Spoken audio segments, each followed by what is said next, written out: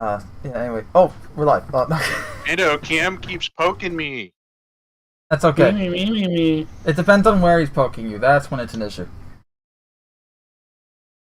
You're supposed to say, "Don't make me pull this car over." That too. But we're not all in the same car. Don't make me pull this We're not. convoy over. We're sharded. No, we're started. If you're started, that's a different issue. But All about the spelling. exactly. And yeah, that's the good way to start episode 87. Um, so this week, what do we got? I mean, it looked like it was going to be a big week of news when we were here last Monday, but the week is come and gone, and I gotta say, you kind of nailed it. It was a pretty dry week. Yeah, I will say. I think the one area is the patch notes. It looks like they're Yeah, actually slipping in some pretty interesting things, but that in itself, going through that whole thing is a pretty dry process. So I didn't think that. I have summarized the patch notes here, because well, for those who don't know and are just watching, first off, welcome. Second, there was a new Evocati build for Alpha 3.18 that dropped at 3 something p.m. Eastern today. So we got the patch notes for that. Um, and the patch notes for it are pretty much it's the same as the last build and the build before that. And the build before that, relatively, some minor bug fixes and stuff. Well, actually, major bug fixes. Most notably, the Reclaimer Salvage Trawler Scraper VFX is too intense and dramatically obscures vision. That's been fixed. The Crusader L2 design and locations. Crusader L2 is missing from the Stanton system. That's been fixed. Orison Industrial Platform. The physics grid. Although the notes here say GERD. That's not my fault. I didn't write that one. Physics grid, vehicle and locations.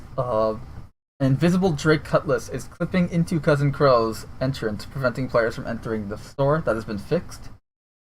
They fixed a kiosk infinite supply of commodities issue with the economy, and they fixed a selling an item to a kiosk does not remove it from the player's inventory issue. They also fixed 3 client crashes and 6 server crashes. Yeah, it's still in Evocati. We're not even in Wave 1 PTU yet. We're probably not going to see it in Wave 1 PTU for, I'm going to hazard a guess of another week. At least. At most, it could be longer. Yeah, I think we still got some time. Yeah. I do hope that they decide, hey, we're going to drop it after the holidays when we come back from our vacation so that we can actually be on standby for support rather than, you have a month where we're not here. Good luck. Yeah, that would be nice. That would be. Especially since you just had a huge influx of new players with the IAE, and essentially having them do whatever it is they've been doing for the last month, and then go, boop, you lost everything, start over, new stuff has been added, and you have to learn all that stuff too, along with everyone else. And we go silent. But, Exactly. yeah. And we go silent. Yeah, it's not going to be a fun experience for those new players. But yeah, the testing focus of the patch is physicalized cargo refactor, salvage hull scraping, platform assault on Orison. That's the bunker style missions, but around Orison, around Crusader with various Orison like platforms around the planet. Security post Korea reactivation, overhaul. Courier delivery missions update, sandbox prison activities, sand caves, Daymar crash site, which I believe was like a Star Runner and 600i and stuff like that, or is the 600i still in the works? I think the 600 is what they're. If you're talking about which Not the wreck it is. rework, it was the wreck, yeah. Yeah, I think it's a 600. Okay, because I know it was both a Star Runner and a 600. Just remember if it was one, the other, or both. I've heard I've heard Star Runner is being worked on. I've seen some pictures Okay. from CIG of the Star Runner, but I have yet to see it actually be implemented anywhere, like CIG say, okay, now we're implementing. It's all been, we're Right. working on it. Whereas the 600i, they've actually shown it like this is it in the game kind of a setup. Like it's whenever the patch comes out, it'll be there kind Yeah. of a thing. I mean, they're in Evocati testing it right now, so just hoping. They got the Stanton racetrack locations, which are like the PTV stuff. No, sorry, that's separate. The Grey Cat PTV racetrack is listed separately. Is also part of the testing focus, along with new rivers around Hurston, Microtech, and what was the other location? Or was there not another location? That was one of the moons, but I feel like we covered. Not up to speed on it. Yeah, we covered some of this stuff in previous episodes anyway. So back at like 318, talked about. Known issues for the patch notes were the Anvil Carrack series will spawn from Aesop with excessive interior wear in Terra present. Buying pharmacy items at Empire Health, which is the hospital at ArtCorp, results in invalid location error. Character customizer issues are stuck on saving character on the front end menu after the first time joining the PU. Or the Evocati PTU in this case, but when you first join the universe. Multi-vehicle issues are vehicle and ship components, unable to customize any ship within the vehicle loadout manager. Wow. Yeah, I hope this stays in Evocati for a little more cooking, just a little bit longer. Inventory issues. The loot crates will eventually load indefinitely. Another issue is more than one player can load into a habitat bed at the same time. Elevators and trams are jittery during transit of a player character. HUD issues are it is possible for the vehicle HUD to vanish from the player during flight and combat. I'm sorry, Sounds but about right. these are funny. I mean, it's not good. These are known issues in the Evocati build, but it's the Evocati build. Things are bound to be broken. Let's see. There are two more known bugs. One is an Orison mission related bug, which a hostile AI is stuck inside a wall at a HMRA, and one hostile appears missing at one. Oh, these are just the names of the outposts. For bounty assignment, Neil Garrison mission. And also, loot crates will disappear on approach after opening. Wow. So yeah, Evocati's having fun. As always. Oh, bed logout version 1 for persistent entity streaming is now active. Current design setup, the logout interaction is currently only available if you are the only actor in the ship. When you log out of the ship, and the player are instantly stowed. So once you log out, the ship and the player are gone. Just despawn immediately. It sounds to me like they're starting to try and figure out a way to address that issue that we brought up several sessions ago about what's going to happen if the owner of the ship logs out of the game in the bed, or a guest logs out in the bed and then comes back and the ship isn't logged into the game, like all that kind of stuff. Yeah. Well, also right now, I think they're just trying to get it to work with Pez, because Persistent Entity Streaming just broke bed logging, which is why they were going to remove it. But now they're trying to get it just to work, and I think just to get it to work, it's like, okay, second they log out, just despawn it, just for now. Yeah, kind of step one, if you're going to start trying to figure that out, is okay. Well, we need to stop everybody from utilizing it. So just have it, one person is allowed in the ship, and when they log out, it's gone. Like that's rule one, right? Yep, it said version 1, bed logout version 1, so, or Pez at least, but this is essentially like the real version 1 of bed logging at this point. Makes you wonder how they're going to do it with the bigger ships, though. Yeah, like I'm just thinking anything as large as a Vanguard and bigger, like because a Vanguard has 2 Oh, like- beds and has room for 3 people on board easily without any issues. You know, Oh turret, yeah, Retaliator, engineering. or think of the Polaris. Like oh that's my God, supposed yeah. to be what, like 12 people, 24 people. I think 24. Yeah, but And that's then, that's 24 beds that you need. yeah, or And then somewhere what around there. happens when the guy who's playing, turret gunner number 6 decides to log in, and last time he logged out in the bed, but now the Polaris isn't in the verse because nobody else is logged in at that time. Well, Like, one of the issues that they said just now in the patch notes was that you can only log out. Like the logout function in the bed will only appear if you're the only person on the Right. ship, which is an right issue. now but that's a temporary. I'm talking about further down the road. Gotcha. Like, yeah. That's what they're going to have to figure out is, what do you do with 24 beds? 24 people logged out, but now, the guy who owned the ship doesn't log in, but everyone else tries to log back in. Hopefully at that point you can kind of do maybe like a temporary ownership transfer type of deal where like, oh, we're org buddies, so we're gonna, you have access to my ships, I have access to your ship, something along those lines. You can select which ship you can let them spawn or something, assuming they're even going to go the whole spawn the ship route in the future. Right. But then again, what also happens when, only one guy logs in? Do you spawn a Polaris in and there's only one player? Do you now have to, do you now hand wavium AI personnel to fill everything? Because now think about the even bigger ships, like that you're not supposed to be able to one-man, Yep. run. Oh, it's definitely a So- logistics issue, absolutely. Yeah. It's a rabbit hole. One rabbit hole down and however many more left to go. We also got the Galaxy Q&A, which was interesting.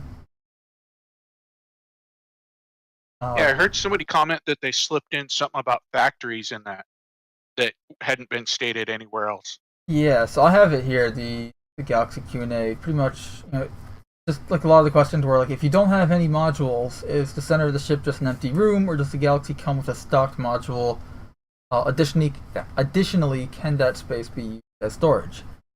And answer, of course, is in the absence of a module, that the area is an airtight hull shell. Items can be stored, but not secured due to the lack of cargo plates. There is no default module that comes with the Galaxy, so it's essentially just an empty shell. I'm not a fan of that. I No. personally think that if you're going to spend the money to buy the ship, it should come with a default loadout, i.e., a default module. A better way of saying it. Yeah. Like it's a basic cargo deck. Maybe it doesn't. Maybe if you actually go buy the real cargo deck, maybe that has like increased or better storage capabilities, performance. Like, it basically what I'm saying is I think like the base model should maybe have, and I'm just using random numbers for the sake of conversation here, but let's say the base model can store 50 SCUs of cargo, but if you actually buy the dedicated cargo module, you get 75 or 100 SCU kind of a thing, just to give you, so that when you buy a base model or you buy the the generic version of whatever the ship is, if it comes with those modular inserts, you should have some basic capability of gameplay, because otherwise, why are they selling you a ship that basically has nothing, no internal capacity? Yeah, that's the Oh, first. you see, fuck you, that's why. That's the first question. Marketing. The second was, what is involved with changing out modules? For example, how long will it take? Where can it be done? And can we change modules on the fly? They said modules must be swapped out at a location that can support that work, such as Cousin Crow's shops. Given that the modules are easily accessed, it should not be lengthy, but it cannot be done on the fly. Which we've speculated and thought as much anyways. So. If anyone's interested, there's a content creator, I may be getting this wrong. It's free TRE. I think it's 0311 is his name. And he does a really good show with some other guys discussing how modularity swap outs should work. And I would recommend checking him out. And I am correct. It's 30311, all one word. They spend a couple hours actually going over it if you're into the long form format, discussing, how the size of the module should affect the time length and the location, availability, how much it costs, all that kind of stuff. And they bring up some really interesting stuff about, how's that going to affect your power management and your conduit routings and all that other good stuff.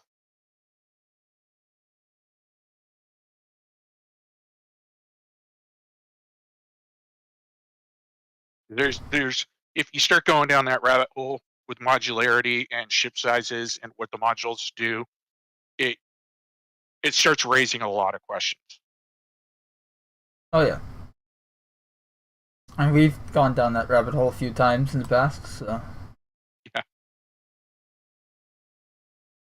I'm trying to bring it up without actually going down it. Right. One of the other questions was, the Galaxy doesn't seem to be well shielded, having just one large shield. How does the ship compensate for that? As part of the long-term look at the all-component functions, more info on this will come out over time, but the Galaxy will be well shielded for its size and role. So, like an answer, non-answer type of deal. Yeah. What is Plus, under I the... think it's... Go ahead. No, I'm laughing at this question. So, one of the questions is, what is under the bridge of the Galaxy? To which the answer is nothing. It just looks cool. So, just there's your rule of cool there. But you were going to say? Oh, nothing. I think its intended purpose is to be kind of a generic space platform for like an org or a small group of friends. So I think it's not gonna the whole shield thing is that it's not their intention, without actually saying it outright, is that this isn't something that you're gonna want to do any kind of combat in. It's going to be something that they want you to have escorts to keep it protected. Well, I mean, it's kind of like a you play it your way type of ship, but with everything that's not combat. Yep. Agreed. Can we get an explanation on what the two rooms on the first floor at the very front of the Galaxy are? On the upper deck, behind the bridge, there is a crew lift and docking collar. On the bottom, there is a component and crew locker suit room. We always get the best questions from the community for these things.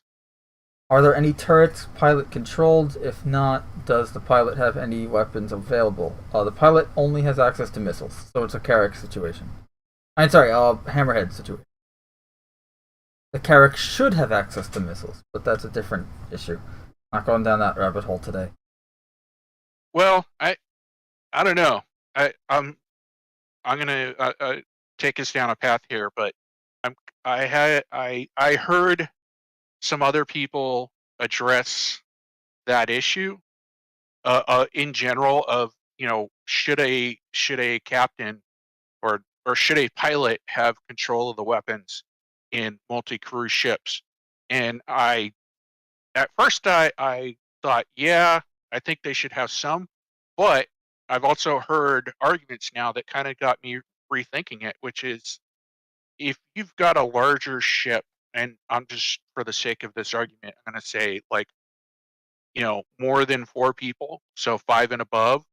I kind of think if you've got multiple turrets that maybe the pilot shouldn't, because I mean, think about it. Like the pilot is trying to fly the ship, trying to orient it so that the turrets can get their shots off and be aware. And pilots also needs to be aware of, that what's going on around them, to also have them actually fighting trying to line up pips, I think, is a little bit much. I would like to see in those larger classes, I would like to see maybe a dedicated weapons station. Okay, so where another player can actually sit there and maybe there are some dedicated ship guns that only fire forward or certain directions, and that's where that kind of like weapons officer comes into play. And they could also do a collateral or a joined mission of they're also coordinating the turret control gunners on targeting. So not only are they shooting the ship's weapons, the dedicated weapons, aiming those things, but they're also got the situational map of kind of like, hey, okay, here's our 3 current closest threats. Turret 1, I want you to focus on this guy. Turret 2, focus on this guy. Or, both turrets 1 and 2, both of you focus on this one single target. So, meanwhile, the pilot can actually pilot, if that makes sense. All right, so I was going to say, allow me to reiterate, the Carrack doesn't have any missiles at all. I meant that it should have missiles. Because it's supposed to be a military explorer.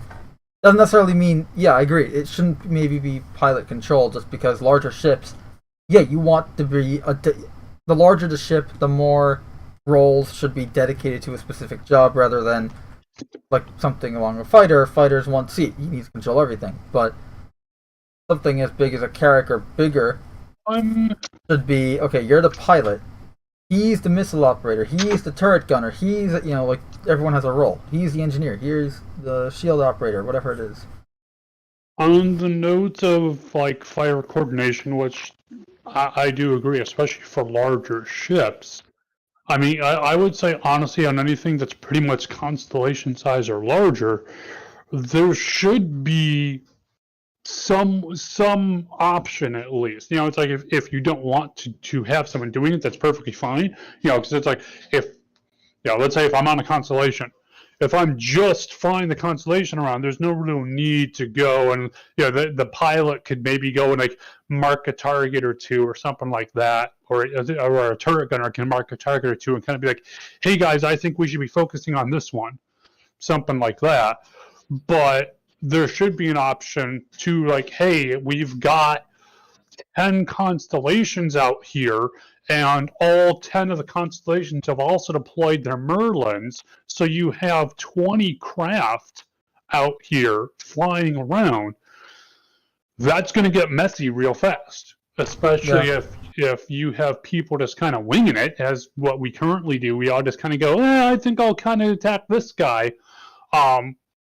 That can very easily lead to crashes, issues, firepower not being distributed properly, that kind of stuff here. There should be an option that someone can be like, hey guys, or at least one person in the group or something can be like, hey guys, I'm going to go and be the fire coordinator here and start designating targets. Hey, everyone, focus on this one, or group A, focus on this target. Group B, focus on something along those lines. But we have no idea how these kinds of mechanics are going to go because we have no idea what kind of framework we're going to get for that. And we absolutely need to have a framework of some kind to go and make this viable. Yeah, and if we don't have one, we need a comms network. It is essential, and that's something that I've been wanting to hear CIG's approach to for years now. I've been waiting for them. You and I have talked about it for years. Yeah, it's and just for people who are listening, I mean, it seems really simplistic, but if you start, again, this is a rabbit hole, you start delving into it, think about it, like every single ship needs a minimum of 3 channels, and you should be able to set those channels that to what you want for what you're going to be able to do. But you need one for internal communications within your ship. Then you need a second one to be able to talk to a higher authority, however you set that network up. So in other words, you're in a squad. Who's the squad leader? Yeah.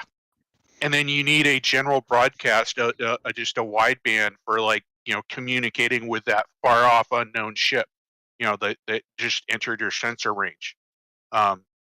So, and that's just for basic, 2, 3, 4, 5, 6 fighters. Start looking at these bigger ships we're talking about, like the Carrack, just within that internal ship communication, you're going to need multiple channels because you need a channel for your weapons and captain to be able to communicate. Turrets. You need one for the engineering, hull crew. Yeah, exactly. Engineering, medical. Like you name each sub department, and each one of them needs a comms channel to be able to communicate with the bridge, but then also with each other. With the turret gunner shouldn't have to say, "Hey, bridge, I'm injured. Please contact medical and have a medic come to my position." It should be the turret gunner should be able to go straight to medical and go, "I got a problem." Medical then reports to the bridge like, "Hey, I'm out to go help the turret," so the bridge knows what's going on. But it's an immediate response scenario, and that's all in the comms package. Yeah, no, honestly, that's a very good points. Yeah, we need something, and that's where you start thinking about the behind the scenes. In the game works, like Discord, you can't do that because you have limited channels. So the closest thing right now that we have in the real world is TeamSpeak, but I would say that's an outdated platform. So CIG is going to have to come up with some kind of internal network that allows players up to massive organizational levels to be able to basically set the switches and dials to the settings they want for the network that they want. Otherwise, it's not going to work. Anyways, I'll get off my soapbox. No, those are very good points, and we absolutely need to have that kind of coordination to be able to pull this stuff off. Yeah. Yeah, if you're going to have a fleet battle of anything more than a few fighters, you're going to have something. Yep. And I would going back to what you originally stated, Cam, I would like to see certain ships, i.e., the what was that? The Hornet Tracker, be almost have a default kind of capability for that, because it's supposedly specifically designed for that kind of a thing. So I would like to see if you actually have that ship in your organization, it has some added benefit that makes it, I don't know, easier, or has a buffed capacity for that communications capability. I haven't really thought down that hole though, like what would be the best way to do that, game wise. But I'd just like to see certain ships that are dedicated to that be useful. Like there be a reason for why you want to have the Hornet Tracker instead of just somebody sitting in a Pisces going, "Okay, I'm the group coordinator." Yeah. One shot later. Yeah. Who's Guys, up we're down next? a coordinator. Yeah. Our forward air controller's down. Again? Yeah. All right, Galaxy Q&A. I keep staring at the picture of that Pisces flying out the back of it, and I don't think the size of that bay comparative is. It's accurate. gonna be a really tight fit, in my guess. Like, it's gonna be, oh, here, look, you can try it, and it's just barely gonna fit. Yeah. You're gonna be you're gonna exit that bay missing the little winglets on the Pisces. Yeah. You have to fly in at a 45-degree angle so that your wingtips actually fit. Right, so you have just enough diagonal. room for the edges of the, yeah. Oh, it's gonna be a mess. Well, at least we're not gonna see it for a while, because it's RSI, so... And it's modular. Exactly. It's a double whammy of we're not gonna see this for a while. But speaking of the Galaxy, how does the refinery module compare to that of the MISC Expanse's ability to run 6 separate refining jobs simultaneously? And does the module have any storage for the refined ore on its own? The refinery module has its own storage for both raw and refined materials. Its 2 refinery reactors are bigger than the Expanse's, so they can handle more larger jobs, but fewer at the same time. I'm kind of alright with that. I think that makes sense. It's bigger, but it can't do as much at the same time. Like, yeah, it's only got 2, whereas Expanse has got 6, but the 2 that it's got are bigger. So I think that's actually a really nice variety there in the refinery and mining field of ships there, because we really don't have a lot of mining ships in general. We have the Mole, the Prospector, and the Orion, which are like 3 different types of mining ships. And refineries, we just have. I mean, I know the Starfarer is supposed to be able to refine. So I guess that, and then you have the Expanse and now the Galaxy, the specific module. Wasn't the I thought the Reclaimer was supposed to also have some kind of refining process capability as well. Possible, but I could be wrong on that. But for some reason, I'm thinking I remember seeing a kind of refinery type, not module, but configuration inside there.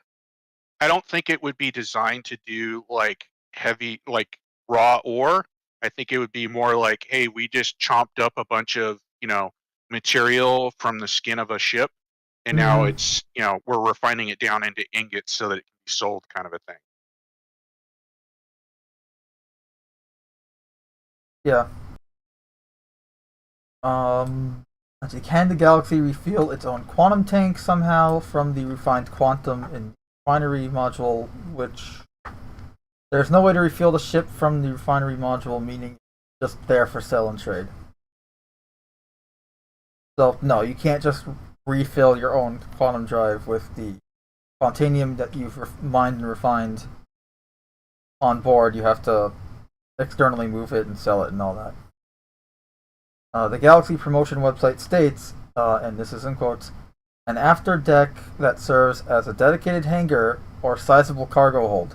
Does this mean that the entire afterdeck area is cargo grid? The 64 SEU cargo grids are 2x32 placed on the sides, which do not interfere with the storage of an XSS ship, extra small ship. So, no, the ship hangar and the cargo hold are separate. It's not just one giant cargo deck. I would like to see them go away from the whole, a landing pad can only be a landing pad. I would like to see it have a generic capability of cargo, being a cargo grid, so that if the player decides to not utilize, the ship storage capability, then they can utilize that, as cargo. But I understand CIG marketing and that they don't like that, because then, people buy ships for cargo space and they go, oh, I'm just not going to utilize that. Basically, if they allowed that, it would undercut the ships that they sell for cargo specifically. But I don't like that. I think it should be, it's your ship, it's your space. Utilize it as you capably can. Maybe the storage. How do I put this? Maybe stuff that's stored on a landing pad isn't as secure. So maybe, like, if you get into rough combat or rough atmospheric conditions, maybe there's a small percentage that some of that cargo on that pad might, break loose and start causing some minor problems. But, in general, as long as you're flying smooth, your cargo should be safe. Or it could be too, on the note way back when they had talked about being able to install things in a cargo grid that would have functionality, meaning I would be able to put a medical bed in a cargo grid, and it would not be as efficient as a dedicated one. It's like an actual ship purpose built for medical. It's going to take more power, more resources in general, but it's going to function. If I want that functionality, it's there. So similarly, you might be able to make it to where, let's say I've got a hangar and I can put in that hangar something, and I don't even know, maybe there wouldn't even be something, maybe it would just be inherent to it's a hangar, this is already in there. But if I go and put cargo in there, maybe it's that, so I'm in combat and my power plant's been hit, or I'm being disrupted or whatever. Power usage is going crazy across the board here. Maybe that's going to be the first thing that loses power, because that's not really what it's meant for. And so if issues start popping up, sorry, we need to keep the engines on. That cargo is now going to start flying all over the place if you hit that issue. Yeah. So could be something like that on a similar vein of like, yes, you can use it for that. It's not as good as a dedicated spot for that. Like an actual cargo grid wouldn't have those issues. That's going to be powered, even up until the point where the cargo is or where the power is just about completely out because of the efficiency. From what I understand, the way CIG is going is that all designated cargo spots are magnetic cargo systems. So that, to me, that absolutely, what you're saying makes sense. I would like to see basically kind of along the same lines of what you're saying. In the real world nowadays, we have aircraft logistics platforms. It's just a big flat plate of aluminum that you put a bunch of cargo on, and then you put a big cargo net over the top of it. And when you slide it into the airplane, it has, specific lockdown points that the aircraft can essentially grab and lock onto that holds it in place. That would totally make sense to utilize that on a landing pad. And like you said, hey, those cargo locks, you get into trouble and you can't keep them powered on or whatever, then maybe they break free and your cargo platform starts, lifting off the deck if you're doing aggressive maneuvering. I'm okay with that. As long as there's a way to utilize that landing pad if I'm not storing a ship on it. Because I think that's one thing too, and CIG have said they kind of sort of want to do that kind of stuff to where you have multifunctionality for things.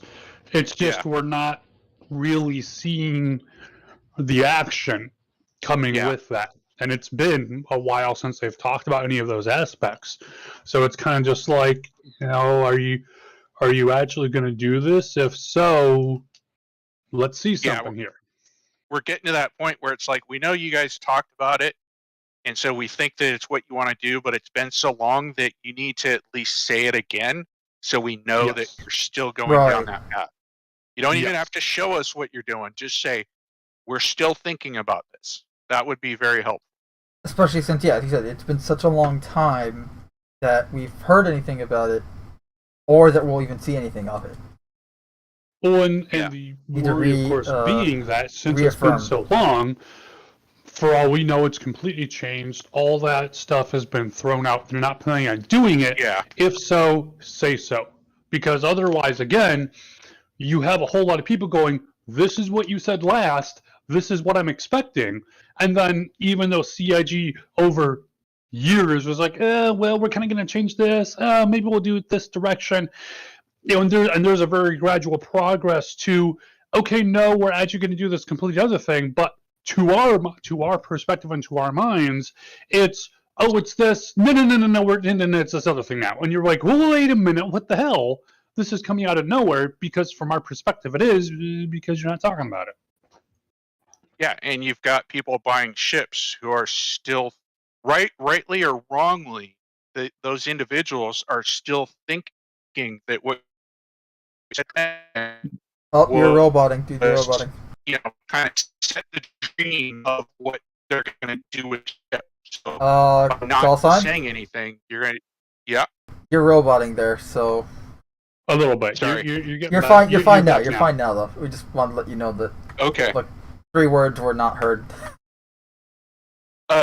Just basically saying, if CIG was to come out and at least reiterate some things, or like Cam's saying, say, no, we're going a different route.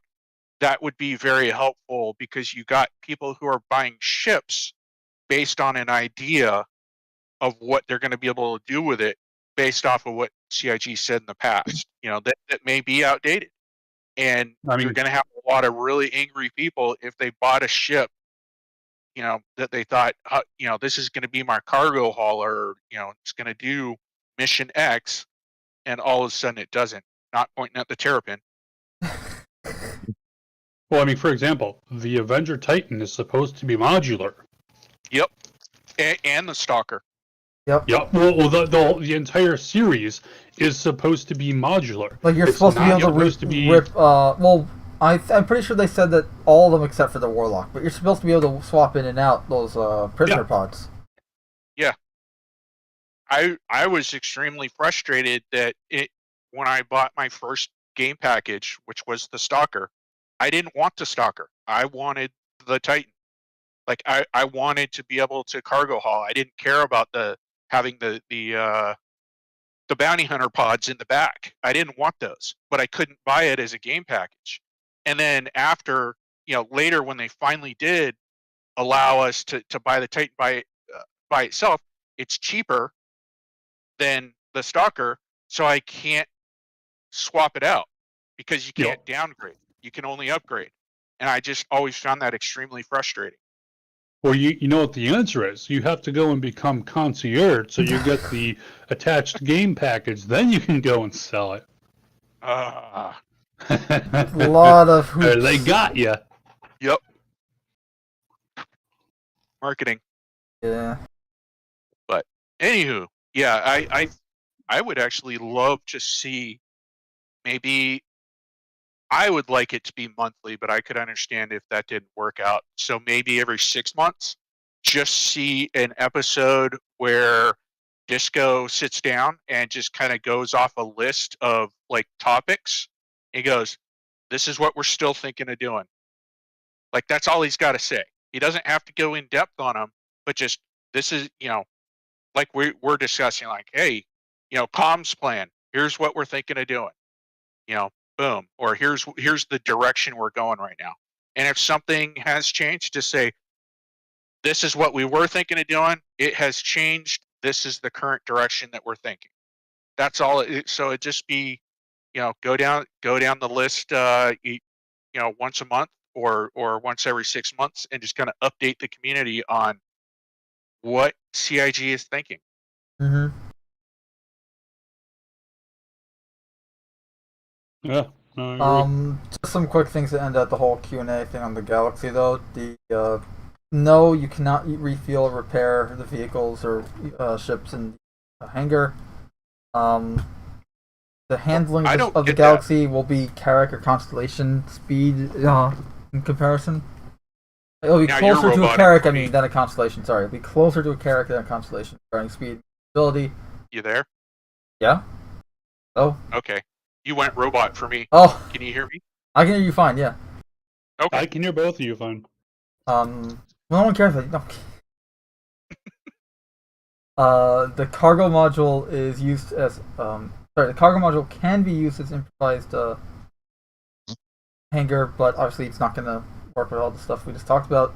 You could put a storage in there, a vehicle in there for storage, but it's really going to be limited based on the rear door and all that. Yeah, again, it's a cool little ship for what it does, but it's not going to be like a. It's not. I don't know. It's not a Polaris where you can just put everything you want in there, essentially, or Idris or something like that. It's small, relatively speaking.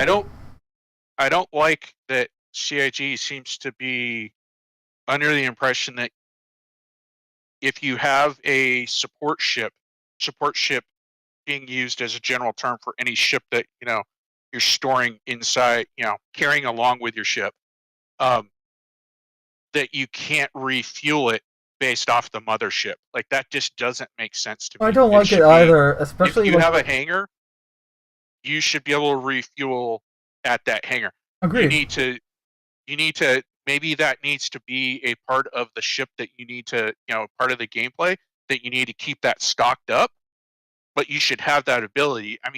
essentially it'd be the modern day equivalent of having, you know, a helicopter on the back of a Navy destroyer that the destroyer can't refuel the helicopter, and you know it leaves San Diego and goes to, you know, goes across the Pacific, and it can't utilize that helicopter because it has no fuel for it. Like, why do you take it with you then? Especially You know, when it should just be doesn't make sense. something like, oh, here you have gas cans in the hangar. Use those to refill the freaking ship. You know, like it's not. I see. I don't think that either. I think you should be able to supplement what your ship has That with too. like, you know, fuel on your cargo grid. But I think every ship that has a dedicated hangar or a parasite craft attached, like the Connie, should automatically come with an extra fuel tank that's dedicated for that ship, for that parasite. Or at least, I think that any craft that has a dedicated additional craft storage, whether it's a garage or a hangar, some combination thereof, whatever, should be able to at least hook the craft up to the mothership's storage, so that way, for example, let's say a Constellation with its Merlin parasite craft. When that thing docks up, I should have the option to go and pull fuel out of the Constellation's fuel tanks into the Merlin. Now, I should be able to choose, you know, it shouldn't just be automatic, because I don't want to have fuel in the Merlin and none in the Connie. Right. But that should be an option. Agreed. At least, yeah. You know, same with the Carrack. You know, if I land the places in there, there should be some kind of drone, doodad, gadget, hose, whatever the fuck, that I can attach that'll be able to go and put at least fuel.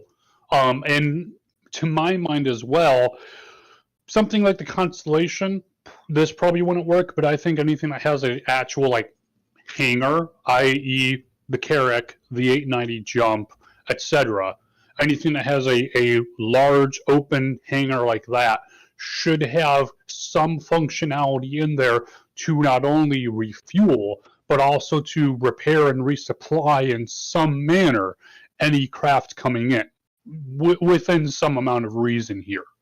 You know, if it's like if you angle the front section of a Retaliator into an 890 Jump, like, no, sorry, that's probably not going to work out there. But if it can fit in there, you should be able to resupply it with fuel, additional parts, or at least some amount of, and whether it's just, hey, it's not as good as a dedicated repair facility, a la a Crucible, a Vulcan, etc., but you can at least have some access to, hey, I've got some of the repair stuff. I don't even know what they're calling it, the repair salvage, and be able to go and apply that. You know, again, whether it's even just a hand tool, even, but there should be some dedicated functionality here. You know, and whether it's, hey, you've got a hatch that opens up in the hangar, and it's got a multi-tool, or you know, or it's got a dedicated repair tool. So not even just like a multi-tool with the module in there, but like because we're supposed to have dedicated tools for all this stuff. Give me in the Carrack's hangar, give me a panel that slides away and it holds a repair tool in there. You know, give me another panel that'll slide away and it has a hose that'll pop out and it can stretch 4 meters or whatever, and I pop it into the Pisces fuel tank, whatever, and it'll start pumping fuel in there. But any dedicated hangar should have these options in some way, in some form, in some fashion. I don't care how. The functionality should be there, in my opinion, for just any craft that has a hangar or a garage. Agree. I'd like to see it where the hangar itself has like. So I'm thinking of dedicated ships that have a hangar, but I'm also thinking of the modularity section of it as well. So if for some reason there's a module that is a hangar, that this would be included as well, in the sense that the hangar itself has that storage capacity for the refuel, rearm, repair capacity. But I think that should also be management gameplay of the ship itself, of the main ship. So in other words, not only do you have, the management of your Carrack fuel and rearm repair, but then you also need to keep an eye on your hangar module, and those sections of the hangar module you need to keep, the fuel, the weapon stock, but allow you, the player, to put what you're going to have in there. So if you plan it out, and you have a dedicated ship, cool. You put in exactly what you need for that one ship. But if you're going to run generic, maybe you stock a little bit of, can't think of the word right now, physical ammo, and maybe a little, laser weapon ammo in your ammo magazine storage of the hangar. Like, so there's management for the player. So it's not just the hangar is a generic come one, come all, is what I'm getting at. Yeah, no, I do like that. I mean, you look at real life helicopters being sent out on the backs of, destroyers. There's a whole detachment that goes out with that helicopter, not just the pilot and the co-pilot and the mechanic or the crew chief, but there's actually a whole group of guys who go out with basically what's like a Milvan Connex box that's just stuffed with all the things that they need to repair that helicopter if they're out in the middle of the Pacific or the Atlantic somewhere. Like, there's a package that goes with that helicopter onto the ship, and the ship has the storage space for that package so that those guys can do their job. It doesn't just, sit on the outside of the ship, is what I'm getting at. Yeah, no, I think that makes sense. You're wrong, and I'm saying you're wrong because I need to have someone that plays this. No, I'm kidding. I agree. Again? Someone needs to call you on your bullshit, okay? No. I'm throwing the bullshit flag, man. But yeah, I wish CIG would get over this whole, no, you need to go fly off to another ship to get, dedicated refueler, right, just to get fuel for your parasite craft. Which is so stupid, because you should be able to do everything in-house if you have a hangar. If your ship is big enough to have a hangar and support another ship, it should be able to support another ship. Yeah. To my knowledge, and I might have been wrong here, but I had thought that originally, at least a couple of years back, when they were talking about ships with hangars and this kind of stuff, they were talking about that, yeah, pretty much any ship that has a hangar will be able to do maintenance tasks, i.e. refuel, rearm, repair, on any craft that can fit inside of it. So, like, if I try to put a Buccaneer in my Carrack's hangar, yeah, that might not work because I have to specifically angle it and it's barely fitting in there. Sure, I'd accept that, but a Pisces or a Aurora, for example, those should be able to be using the facilities that are built in. And as Data said, I do like the idea of having, like, as part of the hangar or hangar module, as the case might be, there is dedicated storage for munitions, fuel, whatever. Data. Repair, goop, whatever you want to call that shit. Right.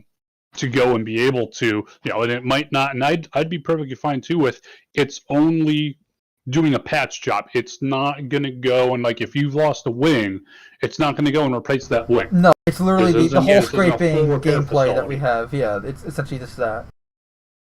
Yeah, like, for military terminology, you've got your squadron level repairs, which is, hey, there's a ding in the plane. Okay, let's get our hammers out and, knock that out. But then when it's like, hey, there's a stress fracture in the wing spar, this plane can't fly. It goes to what they call intermediate repair facility, which is like, we need to tow the plane over there, and it's going to sit there, and we're going to rip off body panels and start doing structural engineering to this thing, kind kind of setup. So it's, to me, that's where like the crucible comes into play.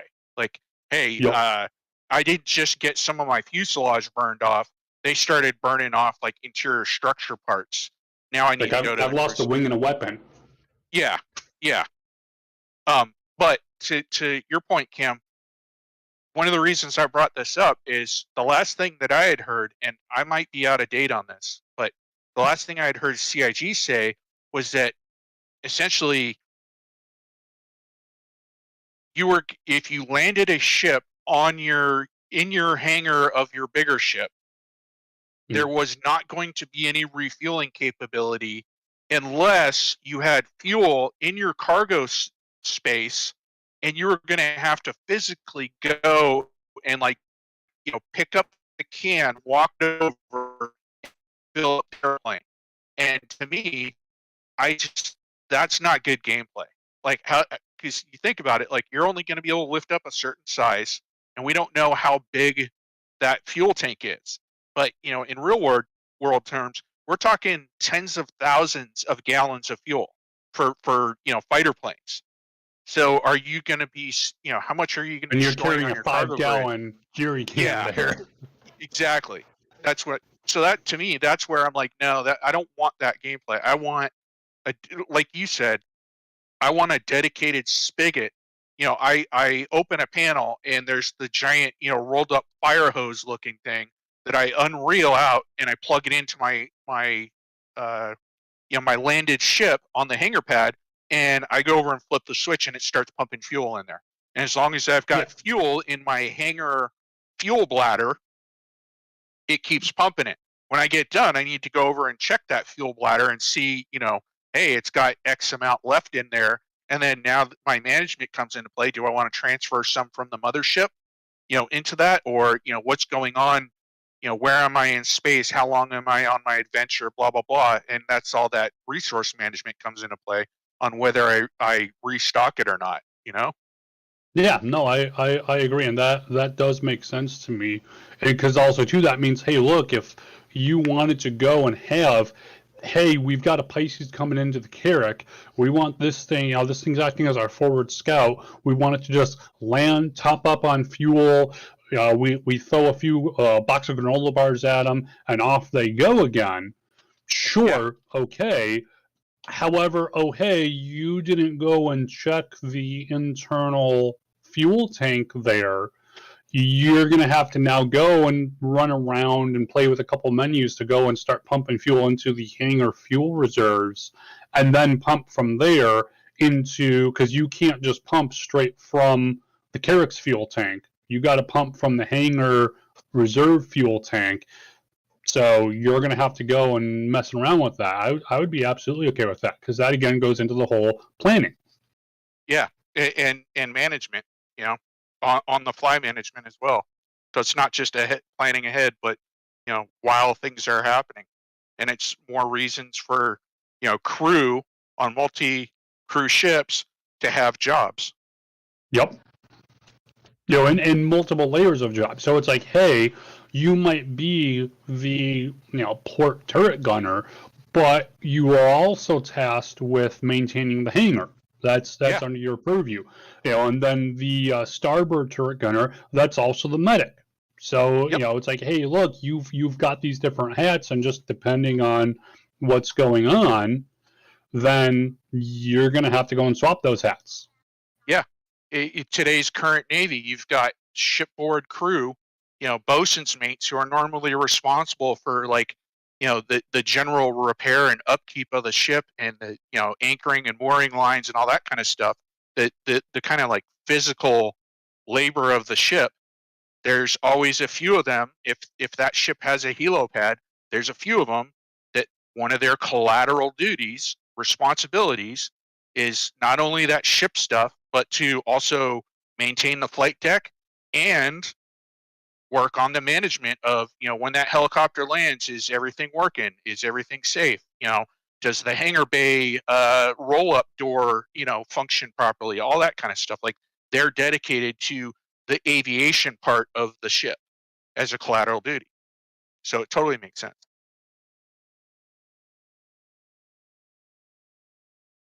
But we'll also have to see as they start building out more hangars, because I mean, right now we've got 2 ships that have hangars.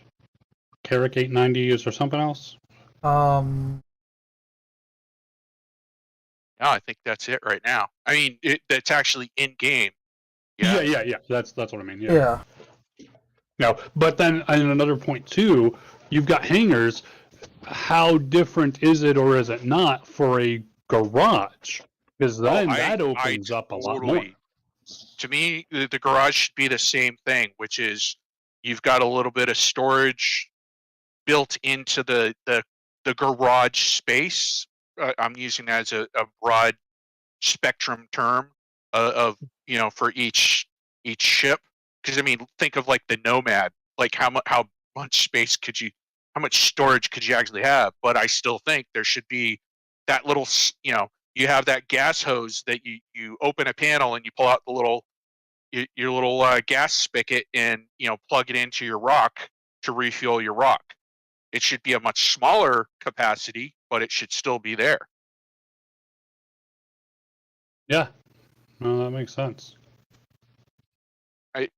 And again, this is just for people who have been listening to us babble on. We're not talking about having this ability for everything. This is for if it has a dedicated capability for it, then it should be built in. Yes. So, and that doesn't mean, for example, let's say like way down the line here. Let's say that I have I'm trying to think of something I think the here. Connie would be a great example, which is it should definitely have the ability to refuel the parasite. But to me, its cargo deck is a cargo deck. Yes, you can put a rock in there or a RSI rover very tightly, but to me, that's not a garage module. It was meant to be the cargo deck. Maybe later on, there is a small pallet that you could make as kind of that garage pallet. But again, it takes up space, and will it fit? Kind of a thing. But in general, as far as the ship design, to me, the Connie would be, yes, it has a refueling capability for the parasite, but it doesn't have it for a vehicle. Yeah, that would. I mean, I'm part of the problem is you've got the Aquila, which comes specifically with both the Merlin and the Ursa rover. Yep. So I'm kind of like, yeah, well, it is kind of like they did specifically build it out specifically to just be able to hold the Ursa rover. If they did that, then I'm okay with that. Well, and that might mean, for example, maybe on the Aquila, you would have because it's an entirely different hull, maybe you have a additional section or spot or something on there that, hey, here's your garage tools here, that the Constellation Andromeda, which is the gunship variant, that doesn't have it, because it's not meant to be using an Ursa. You can still put it in there, it'll still fit, but it doesn't have those additional tools. You could actually have a little rack system up in the top that actually drops down, and you reach up, grab your stuff, and that would explain why, like, the missile version of the Connie doesn't have that, because guess what? The missiles are all up there. Kind of like that's why that functionality isn't there. Just I hate an example. That shit. And I should note too, on the missile variant, the Andromeda, the additional missiles are on side racks on the exterior. There's nothing interior that gets added in for it. Yeah, but I'm just saying, like, that would be a way of explaining. I'm not saying it's a good way.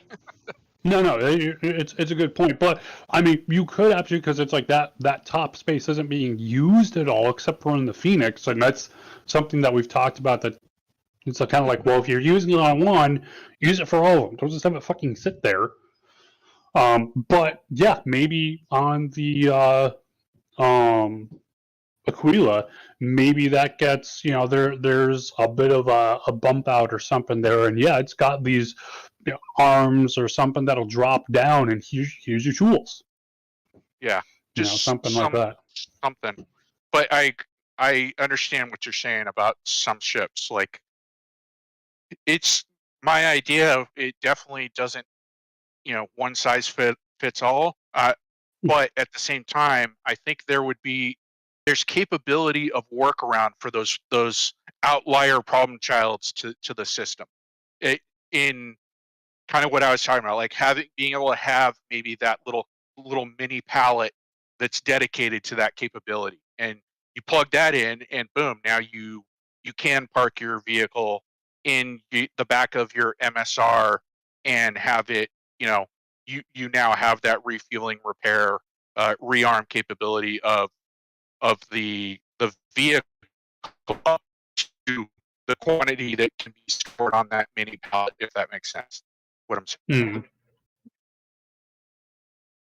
Because again, we don't know that's we don't know what they're going to allow us to do with those cargo positions when it comes to creating our own little mobile locker platforms or storage platforms, kind of a thing. Yep. Because as we've discussed in the past, I'd love to see, kind of going back to that logistics aircraft platform style, I'd love to see different sizes of those where I can just create kind of like my mobile Go pallet.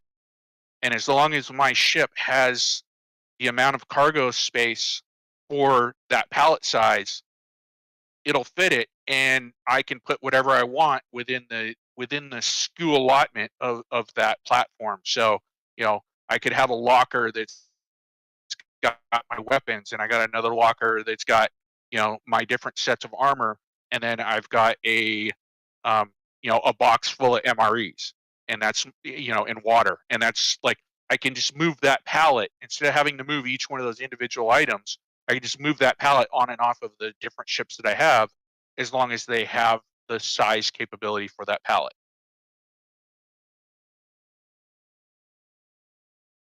But that's just me. Yeah, no, that makes sense.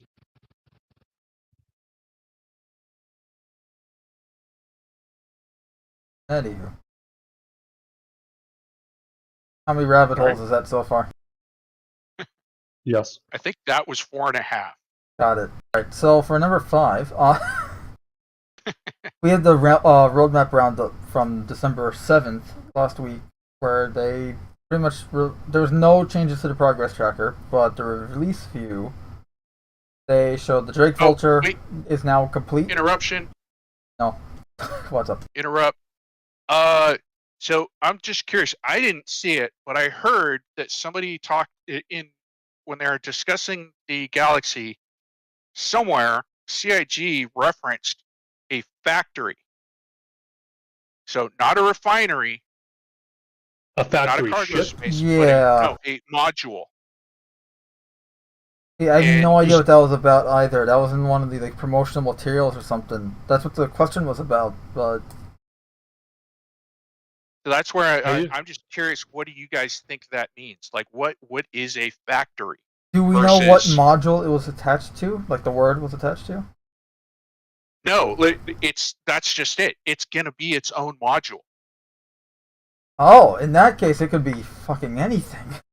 Yeah, that's why I'm bringing this up, because I think I'd like to hear what you guys think of it, because I really don't I have not heard enough of from CIG about what a factory is or what their intention of it is to even have an idea what that actually means.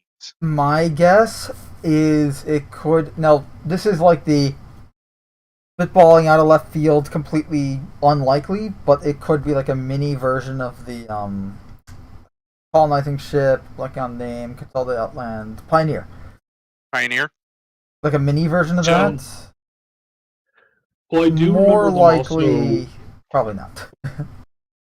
I do remember them talk or hearing leaks about a manufacturing ship, i.e., not like the Pioneer, but the information I was hearing was like a mini Pioneer. So not something that would necessarily be able to make buildings or anything like that, but that would be able to make smaller things. The implication being consumables, so it might be able to make like ammunition, maybe like healing consumables, etc. if it gets raw materials for that stuff. Could possibly also be, depending on what it gets, it might be able to make rifles or larger weapons, armor pieces, like FPS gear, potentially even ship consumables. Because I mean, if you want to go and have a full loop of refining, construction, resupply, you need to have that construction. In that, hey, if I've got refined materials here, having a ship that would be able to take refined materials as an input and be able to make, let's say, ammunition for your Gladius's autocannon, or be able to go and make size 1 missiles, something like that. Yeah. Being able to do that then effectively goes and flushes out the full resupply gameplay loop, because now you can go from mining, refining, resupply, consumption, which would be getting into combat. I see where you're going, and I agree. No, he's wrong. How can you say that? Yeah.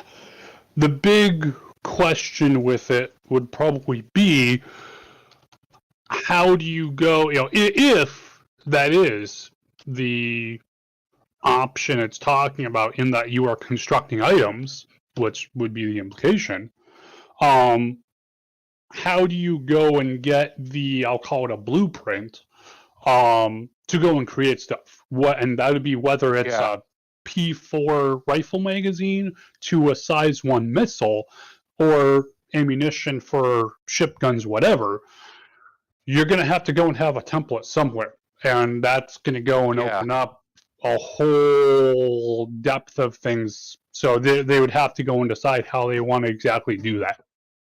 I also see, just based off of what they've done, with like everything else so far, I would be surprised if it was a, one size fits all, as in like, you just have a factory and it can pump out anything. I could totally see them having different classes of factories. So just using spitballing examples here, but like military grade, civilian grade, industrial grade, and so in a sense that if you have an industrial grade, you're not going to be pumping out military gear or equipment, no, but you are going to be pumping out industrial grade, maybe components or whatever. I'm just I'm just spitballing on this, but the whatever the out product is would be industrial in nature.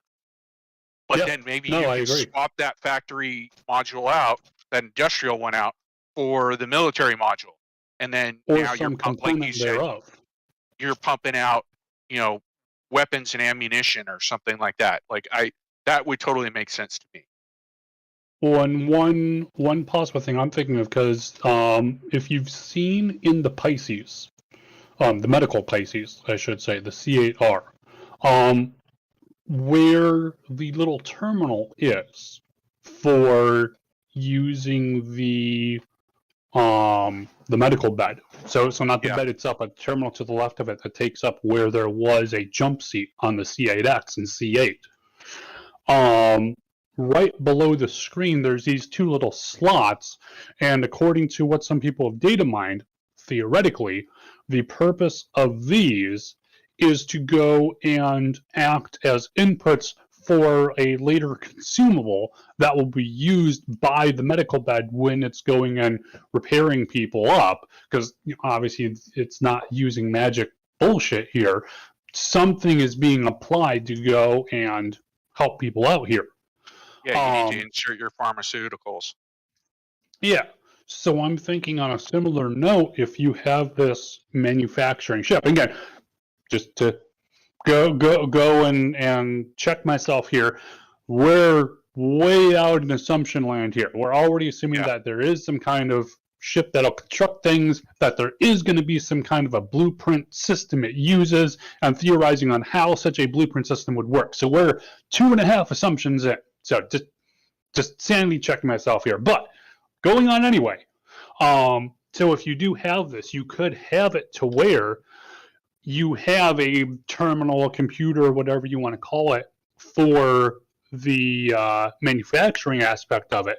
And it has a certain number of blueprint slots, blueprint modules that can be inserted in. And they would, of course, be these semi-bulky items that you'd have to like carry around, put in, or take out of a cargo box.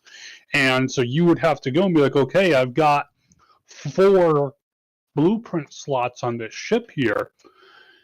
So I can have up to 4 different projects at once being made, or maybe there's 2 different assembly lines in it, so I can have 2 different ones and I can swap to the other 2 as I want. And then if I want something other than any of those 4, I have to go and actually pull the module out, put it in storage somewhere, pull out another one, and slot it in, and then I can go and construct that. But if anything else is being made of it, well, I can't do that. It has to wait until that job is finished. I hear what you're saying, but I don't like it. The aspect that I don't like about it is, number one, so just thinking about kind of like the gameplay mechanics of it is, number one, you're having to go and find a resource. Number 2, you have to have the factory module. And again, like you said, we're already, neck deep in assumptions here, so bear with me on this. But you have to go and get the actual like natural resource that you got to feed into the machine. Raw materials. Raw material. You need the actual factory module, which is going to be, we assume a rather big, bulky thing, that you have to install into your ship. I'm okay with. I'm thinking of the factory. Not to interrupt here, but the fact that I'm thinking of this being a ship that is a factory. So this is like the Prospector, but the refinery version. So sorry to interrupt. Go on. It's to me that the point being that you have to have this very large factory thing. Whether it's the ship or a module, you need this large construction capability. And then I'm okay with the blueprint idea. I like that because that's like a data thing, where you bring in your data and hacking gameplay capability. I don't think I'd want additionally added onto those 3 things already to have extra modules to plug in and to pull out and plug in. I think that having to manage those 3 different resources of, the raw material, the actual unit itself, and the data plans is enough for a gameplay loop to make it interesting. If you start adding subcomponents to be able to manufacture, now I think you're getting into too complicated. Yeah, too complicated. Again, so just to clarify, so you're talking about same kind of thing, but just the blueprint library, we'll call it, is fully digital. If you get a blueprint, you're always going to have it, assuming that something catastrophic hasn't happened. But you need to load it. Like maybe the machine doesn't constantly store them all. You got to go through a downloading process. Kind of like, hey, like a MakerBot nowadays, like you need to actually verify the blueprint plan. It's correct and it's laid out, and like all that. And master notes. That's a good example of that. I just thought of this to bring in what you were talking about. To me, that would actually be the part of the actual factory itself, and having the different classes of the factory itself. So industrial, military, civilian. That might be where you can't. That determines which of those blueprints you can utilize. So you can't. Or at least maybe how long they take / how many you can have at once. So if you have an industrial grade manufacturing module in there, anything industrial class you're making, it's going to go and hum along, and you can have, let's say, 3 of those projects at once. But if you go and start trying to make military stuff in there, you can do it, but it's going to take longer, and you might only be able to have 2 projects side by side because of how it has to be reconfigured, and it's not really made for that kind of project. Yeah, or something. I don't know if that would be too punishing, taking away, like, not only that it takes longer, but you can do less at once. But I'd be okay with that, but that's because you're trying to use the industrial plant for a military purpose. Whereas if you go get the military factory, it now can do, like you said, those 3 jobs faster. But if you try and do an industrial print on a military factory, again, you're only getting 2 jobs and it takes longer because it's not designed for that kind of work. But it's doing it. Now, here's a thought. With the idea of there being like industrial, military, we'll say civilian to go and flesh this thing out. So you've got at least 3 types of factory archetypes. Right. What would you think of having it to where, like, so I've got this ship that can go and construct this stuff, and at least with the ship version, maybe if we're talking like a module ship down the line, maybe it would be different if this is a mod going into a modular ship and not a standalone ship built for this. Well, I mean, that's what they're saying they want to do with the RSI Galaxy. It's going to have a factory module. Yep. Okay. But with this idea of a standalone ship, at least that's manufacturing stuff. Okay. Maybe having it to where you can go and change the configuration of the factory on the fly from industrial, military, civilian. It'll take time to do it. So it's like if you go, hey, we were doing industrial stuff, we're going to do military stuff. Okay, it's going to take an hour if we just let it sit there. If you go and do the configuration yourself, it'll take 15 minutes or so if you're really good at it. If you keep fucking it up, it's going to take longer, maybe, if you keep doing real bad at it. But that gets into player skill. But then on the fly, without needing to go and get additional materials or swap anything out, that you would be able to go from a industrial proficiency to a military proficiency, and then perhaps if it's a module going in, like the RSI Galaxy, maybe those would be dedicated only to one. Maybe those would still be able to do this. I'm not sure on that. But what do you think of that idea in general for a dedicated ship to this kind of stuff? I like it, and here's how I would do it. I'm not downgrading anything you said or upgrading what I'm saying. This is just my take on it.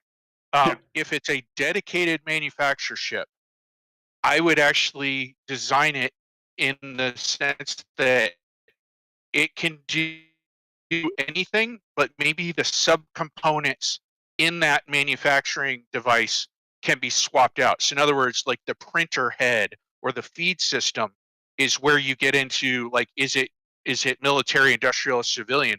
And you have the ability to store those different parts, and that's how you can switch your different jobs in the dedicated ship. It just takes a little bit of time for you to go, into that locker, pull out the military printing head, take off the industrial one, and install your military one, put the industrial one back in the locker. Boom! Now you're clear to manufacture. Maybe there's a couple other items, so it's not you're not just swapping one item out, but it's a couple of subcomponents that are of the same grade. Boom! Now you can do that.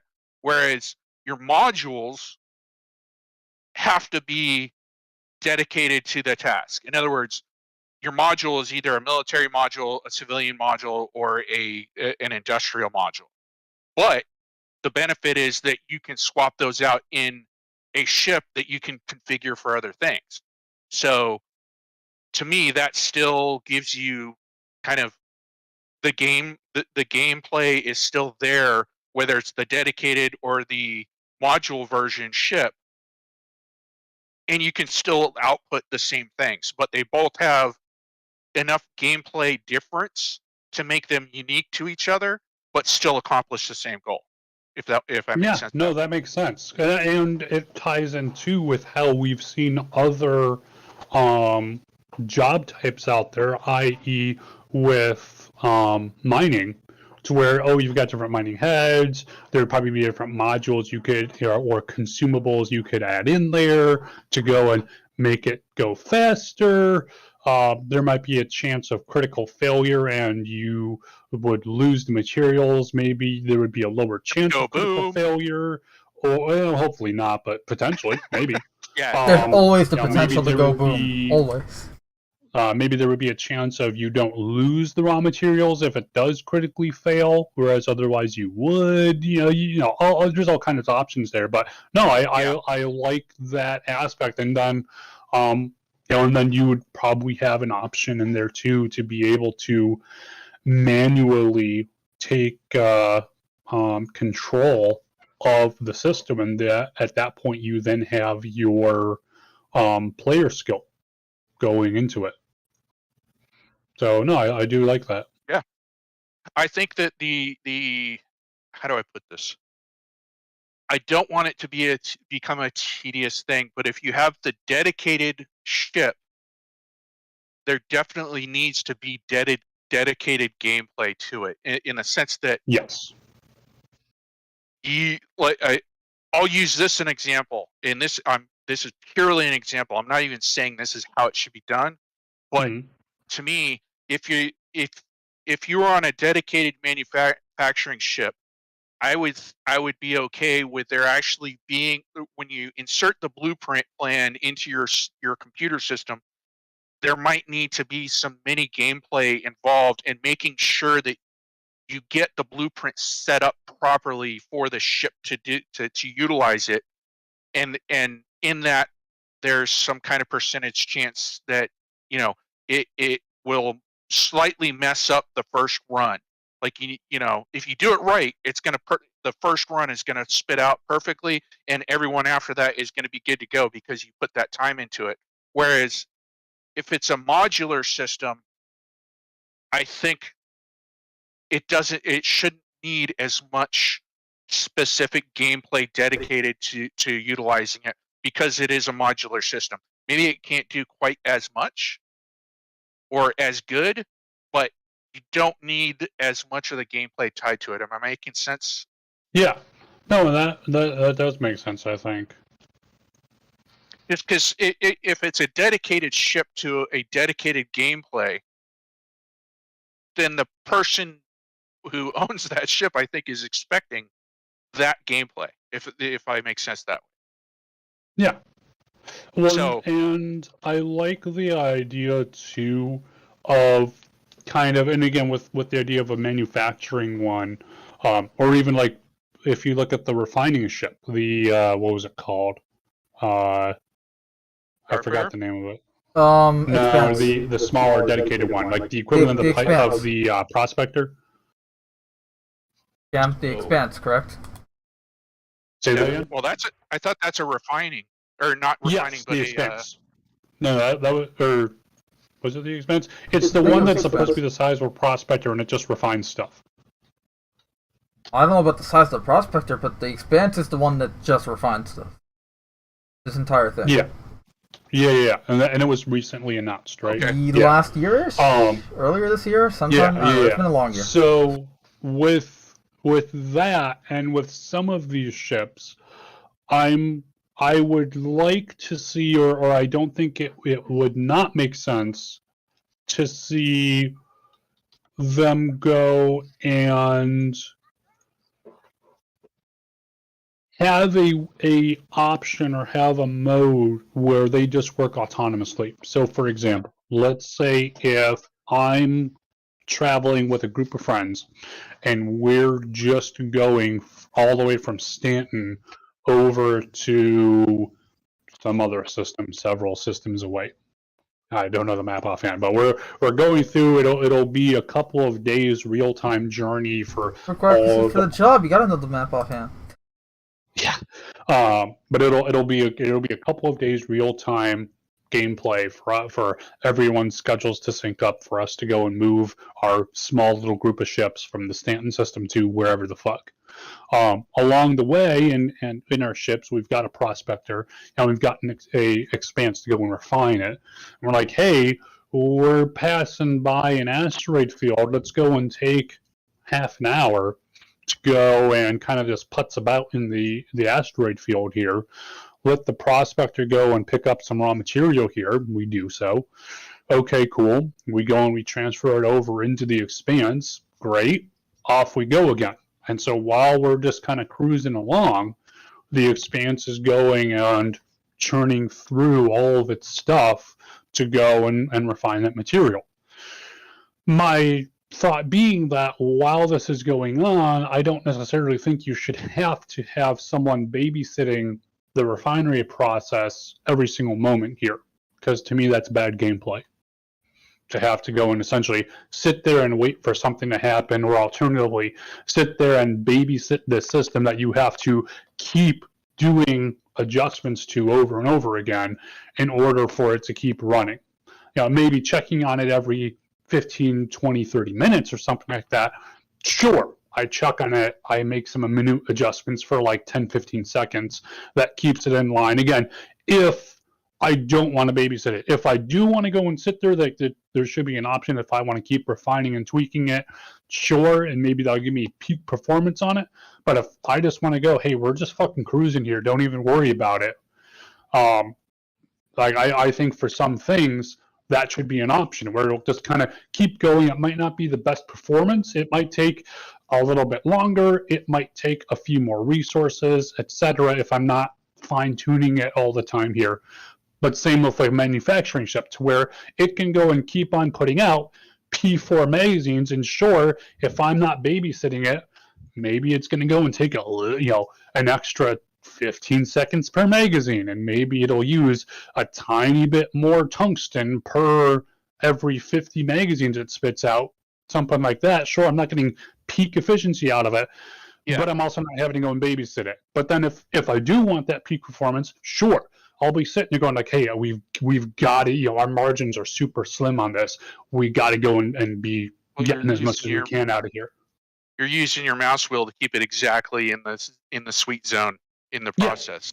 Yeah, exactly. I agree with you. If you don't, it shouldn't go like critical because you aren't sitting there babysitting it.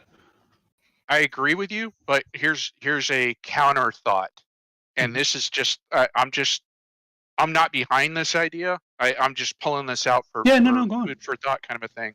Is I like where you're going with that, but how do you stop gold mining? Because we know that's going to happen. Because the minute the players are allowed to automate anything or kind of hit the button and let it run, there's going to be whole teams in China that are sitting there doing nothing but. So where would be the fine line? And I'm not asking you specifically. No, I'm just saying like that's question. what CIG needs to figure out. Like, how do you? Because you're right. You shouldn't have to babysit 24/7. But at the same time, how do you prevent people from going crazy with it? Yeah, because otherwise you're just gonna have teams that are doing nothing but odysseys that are flying across the system just to be out in no man's land. They're doing nothing but processing. Just nonstop. Yeah, you gotta have game loops attached to essentially everything, and you have to make it all tie together, and that's why everything's taking so long when you really look at it. But yeah, obviously not. I mean, we can spend hours, if not, we can spend years trying to figure out that, which is why CIG is spending years trying to figure it out. Not. Ando's yelling out the back porch that we need to come home, Cam.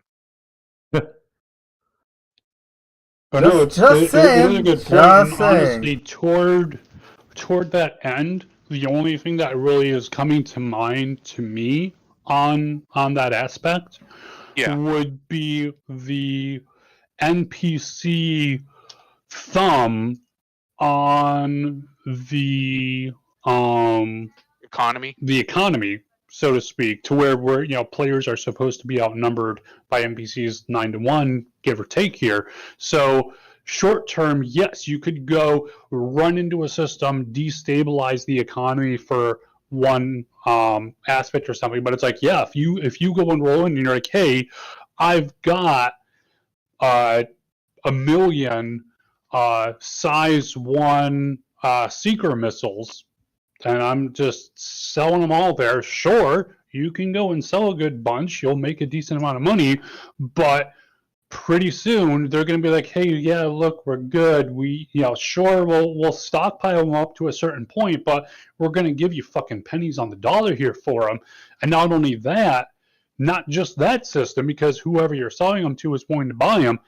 They're going to go and be distributing them out to nearby systems as well. So, hey, look, you can't just go jump in one system, sell, 1,000 of these things, then go and jump to the next and sell another 1,000 and just keep on making a loop like that. Because by the time you get there, there's already been a ship that was sent out, an NPC ship that was sent out with a bucket load of them, and they got there ahead of you. And so, hey, look, sorry, they're not going to go and be buying at your prices, or if they are, again, it's going to be very depressed prices there.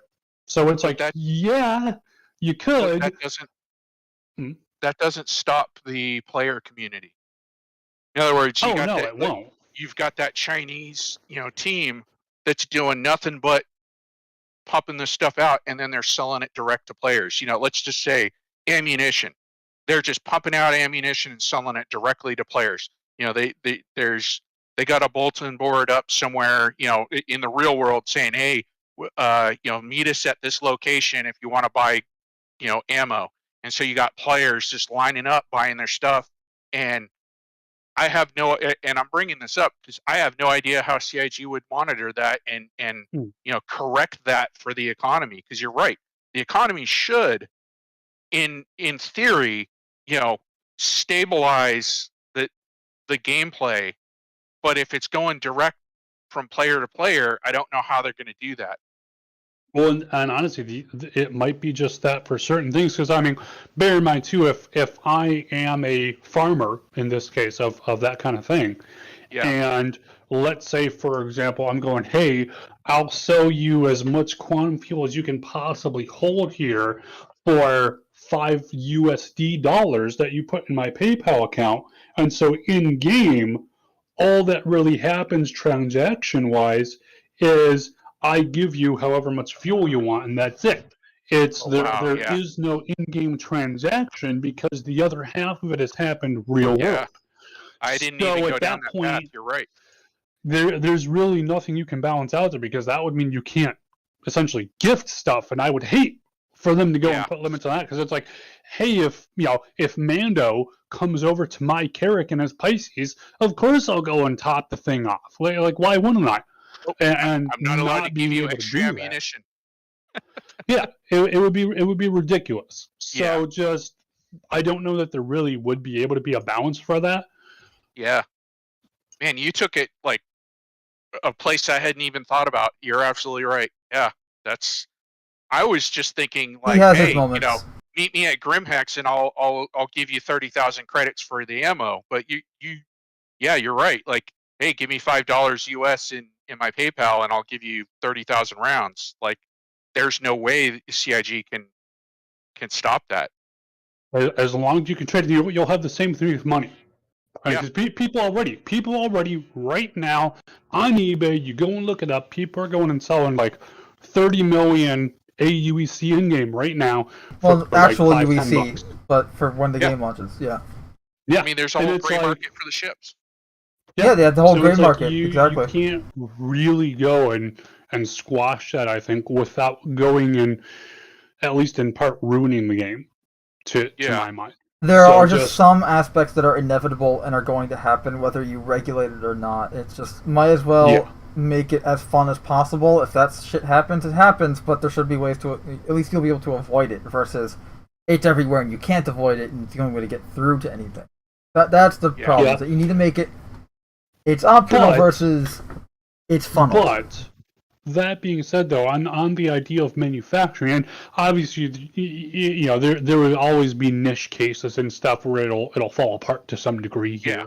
Outliers. But if I'm going and making, let's say, P4 AR magazines here, so I'm going and just stocking up for me and my buddies for us to go and be able to keep on running those bunker missions as we're flying from system to system to system, doing our shit. How much is a P4 AR magazine?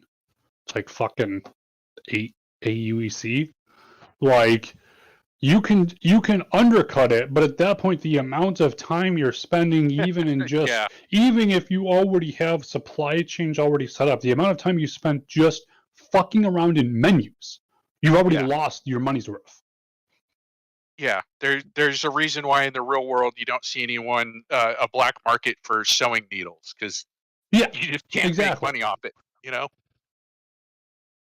Exactly. So it's like, to some degree, and that at least covers consumables, because at least in a general sense, consumables are very, very cheap, at least right now. Maybe that'll change in the future. And I mean, Yeah. obviously, like down the line, let's say you've got a Nine Tails stranglehold on a system or something like that. Maybe all the med pens will go and skyrocket in price because security forces keep on using them. Regular people are still buying them, but no new shipments are coming in for them. Yeah. Maybe at that point, of course, prices very short term would go and be bumped around, but that's kind of intended. That short term, yes, you can destabilize.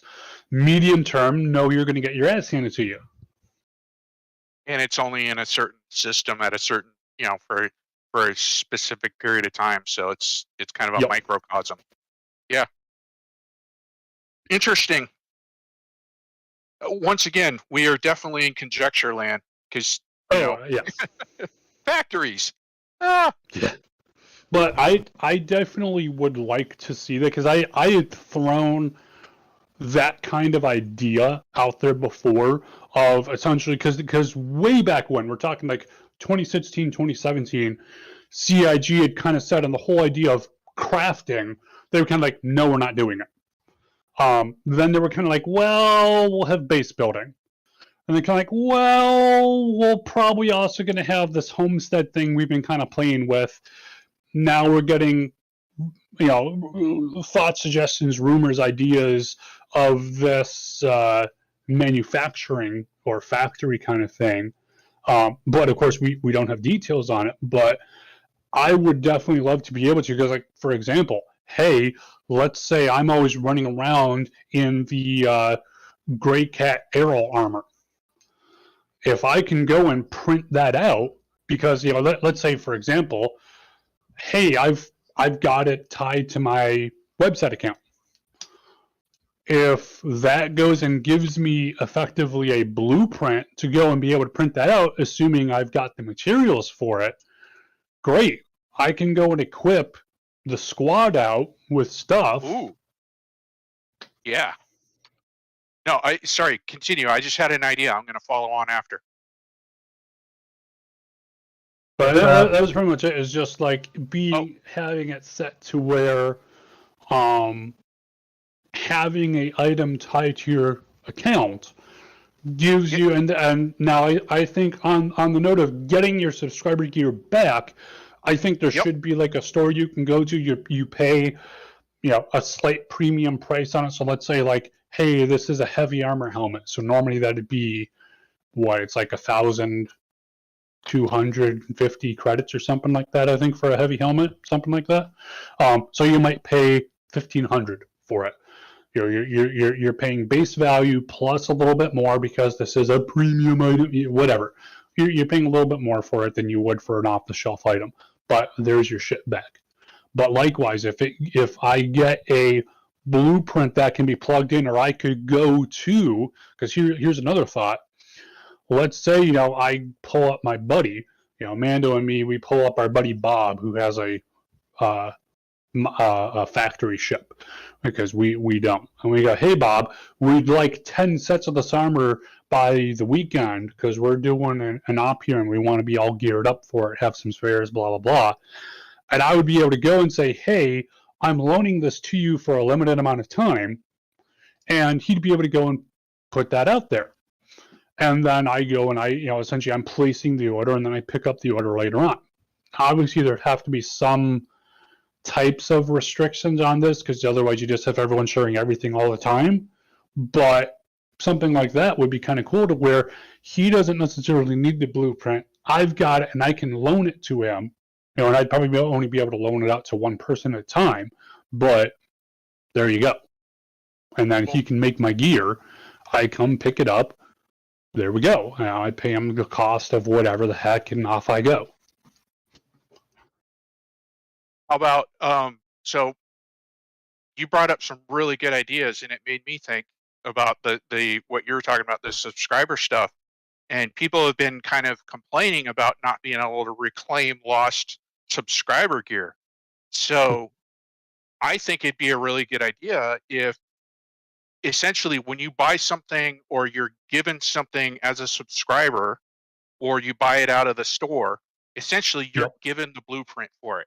And so if you lose that item at any time in the verse, essentially you can go to, you know, that manufacturer, that factory guy, and essentially you walk up to him and go, hey, I need this item made, and you pull out the blueprint and basically have the game just do a quick search of your inventory. If you don't have that item in your inventory, it, you know, or that tied to your assigned account item, or something.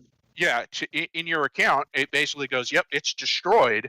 Then it allows that factory to produce one of those items and give, you know, after the amount of time and whatever you pay, you know, in game. Maybe you don't even have to pay because you bought it. I don't know. I'm not going to go down that It'd route. probably But be a service essentially, fee or something, but yeah, you know, after the printing time, boom, you get the item. You now have it back. You can't make one again until that item is destroyed or gone from your inventory. And with everything that they're tracking, I know they could determine that, you know, if you handed the item to your friend, it would know, like, your friend, you know, Bob, you're Joe. Joe no longer has that item, but the same exact serialized item is now in Bob's inventory. Well, guess what? You know, that you can't go and mass produce this item, kind of a thing. yeah, no, That's what and that would make stop. sense that if you have one, you know, one instance of it bought in the store, you get one instance of it that you can go and get produced. Right, repeatedly. Like, so you Yes, lose that yes. item, you can get it back. You lose the item, you can get it back. But what you can't do is make 2 or 3 or 4 or 5 of them. Correct. Yeah, and I would be fine with that. And then for all the other stuff, if it's in game, I think, and you have, I'm not saying make it easy, but you have the blueprint for the standard baseline, you know, I'm just picking random here, but, you know, the standard baseline model of flight suit that your org wants to utilize, and you have the blueprint for it. I don't see a problem as long as you pay for each production. You go into a manufacturer and saying, hey, I need 100 of these. Like, that's, to me, there's no problem with that. It's, you know, I don't think that's doing anything to the economy, and you're paying for it. So if anything, you're helping the economy. Like, yeah, I'm okay with that. I agree. And You're creating also jobs. too, that whole idea is something also too that I've kind of thought of and you know, daydreamed about. One interesting aspect that could add on to that would be the idea of you're going and you're doing stuff, and this could be either as random shit you find, loot, rewards given to you by an organization. But let's say that, hey, you're going and exploring some abandoned pirate base. You go and find a blueprint of blah. And hey, now you can go and you can get a singular instance of that item that you can get made. So it's not the item itself, but if you get the materials, you could go and get it essentially printed out. Similarly, too, if we're talking way on the high end of ridiculousness, maybe you find a blueprint for a ship. So you didn't get the ship itself, but you found a serialized blueprint that'll give you access to, you know, so essentially tie to your in-game account that, hey, I now own the blueprint for, and then when it's printed out, I now own one instance of whatever, you know, a dragonfly. Hey, guess what? You found a blueprint for a dragonfly, and so you could go and use that yourself. You could give that to someone else. Yeah. etc. However Actually, you wanted to do that. Disco's on file. I know way back when, and just recently, I want to say like 1 or 2 episodes ago, he even said he wanted a ship in game that you had to build in game. Like there's no way to buy it. There's no way to find it. You actually had to go and, find all the components, and they would be different components. So it's not even like, you need component A. It's kind of like you need an RSI power source, and then you need a anvil shield generator, and you need a in other words, there's no actual design for it other than I'm saying this wrong. There's not a standard. It's not standardized all from parts. one. It's unique parts. It's unique parts, and they're different parts from different You're manufacturers. kit bashing. You're kit bashing existing ships, essentially. Yeah, no, honestly, Yeah. I like the idea of kit-bashed blueprints. And that would tie into those blueprints, is what I was going to say. That totally makes sense. I'm down with that. Agreed, but as far as I'm aware, I don't think they said they're going to do any type of crafting like that. But, again, that was Disco saying that that's what he wanted. Well, there is one thing I heard that could tie into it. So this was a couple of months ago, but I remember hearing something about, and I forgot if this was stuff that was kind of data mined or something, but somehow the idea of kit bashed ships got brought up. And I remember hearing something about like Pirates and Pyro might be using kit bashed, and it might not even be Pyro, it could be stuff later on down the line, but that they would be using kit bashed ships. And again, so it might be like it's got the cockpit of an Aurora, it's attached onto the back end of an Avenger Titan, which then has a Buccaneer's wings on the side, shit like that. And it's kind of sort of just horrible hodgepodge of struts and exposed wiring and bullshit, but they've managed to go and put these pieces together and make something that flies. We have that in game, though. Do we? The cutter. But with this idea of kit-bashed ships just existing, at that point you can do whatever you want. So you can usually go and say, it's this, a custom frame on top, any weird variant that doesn't really fit in anything else you want to throw in there, boom, there you go. So the Squadron 42 trailer that came out, I want to say years ago, it was like a cinematic, not the 2018 one had all the actors, it was like this short cinematic that just had some ships and scenery in it. If you recall, there was like some Tron looking ships, but they were like, it was like a consolidated Outland Mustang, but with Cutlass engines and stuff like that. I believe it's supposed to be OMC's ships. They're all like kit-bashed vehicles. I got an idea. So what you do is you have a in-game kind of 3D browser. You basically draw a general design shape that you want for the ship, and then it basically just kind of digitalizes that into a wire frame, let's say. And then what it does is it basically takes all the different ships that are in the game, and it looks at the angles, and it just picks pieces and parts off of all the different ships to try and fit that wireframe. And then it basically presents you with a model, a visual model, kind of what you wanted, what you like, the general shape that you told it to. And then it says, okay, here's all the different pieces and parts from all the different manufacturers that you need to construct this design. So I think that would be really cool.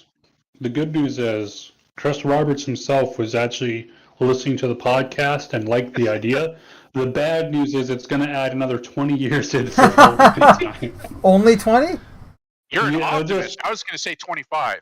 Yeah, come on. Now that being said, though, especially when Starfield does come out next year here and they have the whole shipbuilding thing, I can absolutely CIG will probably be taking going, notes. hey, that's shiny. We want to do that too. Yep. Yeah, I agree.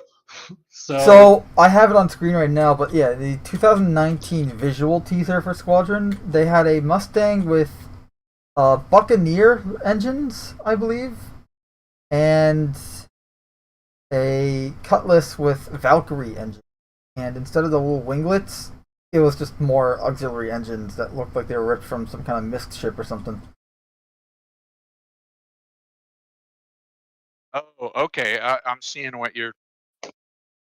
Now, on the note of kit-bashed ships specifically, now the whole wireframe thing, don't think that would ever really be feasible. Oh yeah. But what I could No, I was see, just dreaming. well, what I Dare to could see dream. though, is because we already know that ships in general have been cut up into individual parts, right? You know, you've got like cockpit, middle, wings, landing gear, etc. Yeah. So what you could do, theoretically, would be to go and have it to where you have, let's say, for example, the cockpit of an Aurora, and CIG does a pass on all the ship parts at some point, and essentially it just says from the Aurora, so part A, it can connect to the rear part of a cutter, or it could connect to the back end of a Mustang Beta, or however you want to go and do it. But essentially, there would be a list of part A can connect to B, C, D, E, F, and then you'd have the same thing, part F. So you might have the middle section of a constellation, Taurus. That can connect to A, B, C, D, E, etc. Once you've got those tables built out, based on whatever size dimensions you want to go for, how horrible you want this thing to look, at that point, you can go and have either, because bear in mind too, we've already got for the armors, to where if I have armor piece A and armor piece B on, armor piece C appears in between them because it knows, hey, A and B is here. Okay, do C. Just throw it in there. So you could have it to where, hey, if you have ship part A connecting to ship part B, put in this greebling, wiring, whatever, to make it look like it's not just a copy-paste Photoshop bullshit connecting this thing together. So the tech would actually be there. I think the one problem is the internal components, because you have to worry about all the conduit wiring. Oh, that would be. And they have to actually nightmare. fit the components inside the ship physically so that you can manipulate them in game for various reasons.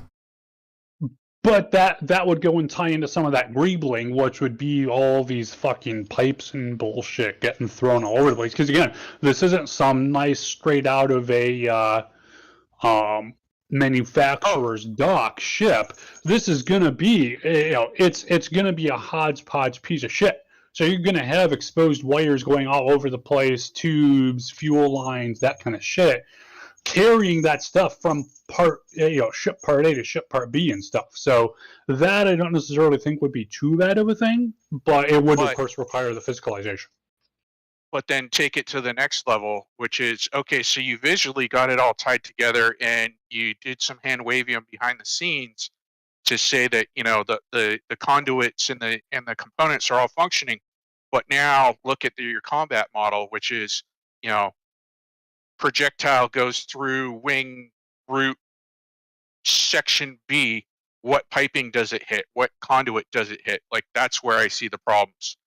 Granted, that's all way behind the scenes, but that's where I could see that whole system being a big headache. I like the idea. I just don't think it's going to be feasible because of that. No, absolutely. I mean, stuff. I don't necessarily actually see us getting kit-bashed chips, but yeah, theoretically speaking, the tech is there. At least, again, on a theoretical level, it would require, of course, a shit ton of other stuff to go in there. But who knows? CIG are definitely fucking crazy enough to do it. They're absolutely crazy enough. And here's an interesting part about the Squadron 42 visual trailer. The most watched segment of it is the part where the kit-bashed ships appear on the screen. Of course. I mean, we're talking Star Citizen, so basically anything ship-related, people are pretty much, even though hopefully in the future that is not the case anymore. just because there's more than just. That's another rabbit hole for another day. Oh, I mean that CIG has marketed ship.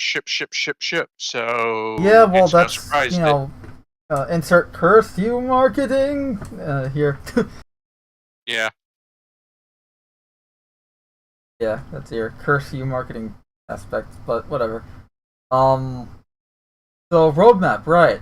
Everything on the roadmap. Vulture is now complete for live release. 18 cargo system refactor. We'll be able to essentially you'll be able to purchase cargo, pick it up, move it around, and all that stuff. 318, that's still there. Players will be able to test their maneuvering skills on various racetracks around Stanton, the time trial races. For 318, everything is just 318 related. It's all listed there. It's all on the roadmap. We also have Luminalia that started last Thursday. It's just holiday season and Star Citizen. Luminalia itself, in lore, is a annual holiday celebrated by both Banu and humans. Banu aliens, and humans are on December 22nd, began as the irregularly held Banu Festival, Glow Festival. Not even going to try and pronounce that, gibberish. I'm bilingual, but I can't read gibberish in English. Anyway, which was marked by the lighting of ceremonial lamps that remained essentially it's Alien Hanukkah. Let me put it that way. It's Alien Hanukkah, but they celebrated around Christmas time, and now it's just this giant month-long holiday. That's pretty much all you really need to know about Luminalia. My take on it is that I like the lore side. And I like the fact that it's in the game. Like, they actually do something in the game to kind of show that it's happening. So it's not just talking about it in lore, but it's actually represented in the game. But what I find a little, I don't know, off-putting, and this is just me personally, is that they seem to try and use it, again, marketing, seems to try and use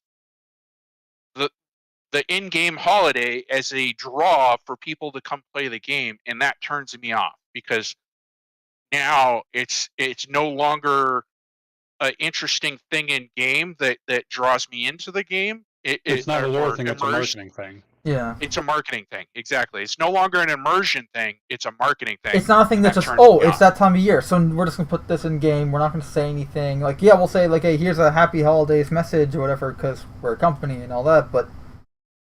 It's now we turn it into this whole marketing campaign versus just say your holiday thing, and then put it in game, and then let the game do the rest, right? Yeah, like having presence around, that's cool. It gives players something to do. But the fact that they're constantly like marketing, hey, go in, marketing, find treasure, make money. That just turns me off to the whole process. Honestly, that's just my take, though. So, like, when you go to the Luminalia stuff on the website, they are giving away stuff, so to speak. I say that loosely, giving away. So they have this thing where every day, starting December 11th, they will have, like, a free gift. If you're signed in, you can claim it, like, just to show off how easy it is here. I already got it, but if you're signed in, you'll have your account already there. Copy and paste code, insert code here, and then claim gift. It's that simple. You get free stuff. It's usually trivial stuff like ship paints or in-game, and they're all in-game items. So it's like ship paints or a knife. Last year wasn't it just a picture, a picture in game? 3 of the days were just fucking posters. Oh, and one of them is literally a handlebar that was a marketing ad for the hover quad. It was just kind of like, really, guys, come on. This is ridiculous. Yeah. It wasn't that great. Some of them were good, but not all of them. Like, I like the ship paint ones just because, hey, here's a unique holiday-themed ship paint that you can get that kind of shows, it's like the best in show paint kind of deal where it's like, oh, you were here this year for holiday season, so you got this paint. Now you have it on your ship and all that, but See, to me, I would be okay if they went with something as simple as like, I remember one year it was literally you made some money. You found a little box and it was Yep, like, I think these it little was things. you got 1,000 credits or something like that. They're still there, but are they still worth 1,000? I haven't been in game in I don't know, but my point being, just I like the idea of it. Like it's not necessarily a monetary item. It's just, here's a little box and that you found some spare cash in it. Along your lines, though, I agree that it's kind of cool to get something that kind of just says like, I was there. I think it would be much more in line with the holiday if you found something kind of like a flare item that you put in what eventually will be your hab. So maybe it's like a little snow globe that says like the Christmas year, tree. you know? I Christmas tree. take hanger Holiday flare tree. over posters. Yeah. Absolutely. Instead of it being marketing directed, like, here's posters of, CIG things. Like, Yeah. that's not a holiday theme. That's all I'm getting at. No, is I it'd be nice agree. if the presents were holiday related. They did say though that this year every single one of the items is going to be some kind of a in-game functional item of some kind. Good. Right, so for the but first that's one was still, a like, fucking sweater. So you get a pistol. Like, how is that related to the holiday? You know? No, That's all I'm getting at. If it's a holiday colored It's pistol, going to be mostly paints. Realistically speaking, it's going to be mostly paints. Right. Beyond that, I mean, we got the Christmas sweaters, so that was kind of cool. That was holiday themed. Beyond that, who knows? Like, I would definitely love to see like a snow globe or a Christmas tree kind of thing. That would definitely be nice. But beyond that, who knows? I'm sure they got plans. Well, wait, the in lore, it's all based on, the brand new, Glow Festival, essentially their version of Hanukkah with the lamps. I want the lamp. I mean, if I'm going to be totally realistic, Hanger flare wise, I want the lamp. Bottles of Radagast back in the game, okay? 500 credits each. Yeah, no, I need to check in game maybe later tonight or tomorrow to see if the presents are, if they're still 500 like they were last year when they reduced them, or if they brought them back up to 1,000 like they were previously. I do not know right now. I am seeing that they have discounted game packages though. Like every game package is like you can get the Avenger one for $56, 100i for $52. The normal baseline package is only $40 now, or $40.50 apparently. These reductions are a little odd in kind of percentage choices, but still, like 56 still puts it exactly above the $1 above the Titan, right? $40.50. That is not above that is below for the Stalker pack. This is the Titan pack. So. Oh, is it a Titan pack? It's a Titan pack. Avenger Titan Holiday Starter Pack, $56. No change. That's not bad. No, from 70. Yeah. Then you got that's actually a really good starter pack. Yep. Same with the 100i being $52 starter pack. Like these are really good deals for your starter pack. Like they really put up the best starter packs here and just said, "Hey, we're slashing prices." Yeah, my personal opinion is that the 100i isn't necessarily like comparative to the Titan. I think the Titan gives you much more gameplay. Oh, absolutely. I just really like the 100i for what it is because I didn't really care for it. Didn't expect anything, but then it's like, wow, it handles really nicely, and it's actually pretty decent in a fight from my experience, and it's got a lot of quality of life stuff in there because it's all the luxuries. Pretty nice looking ship, and it's a pretty nice ship in functionality. But I do agree that does the Avenger... 100i have cargo? Yeah. It does. Okay. Yes. It's got a little cargo compartment.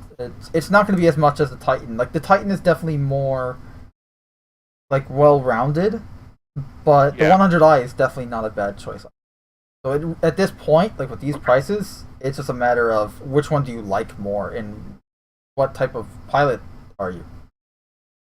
Yeah. What gameplay you want? Yeah.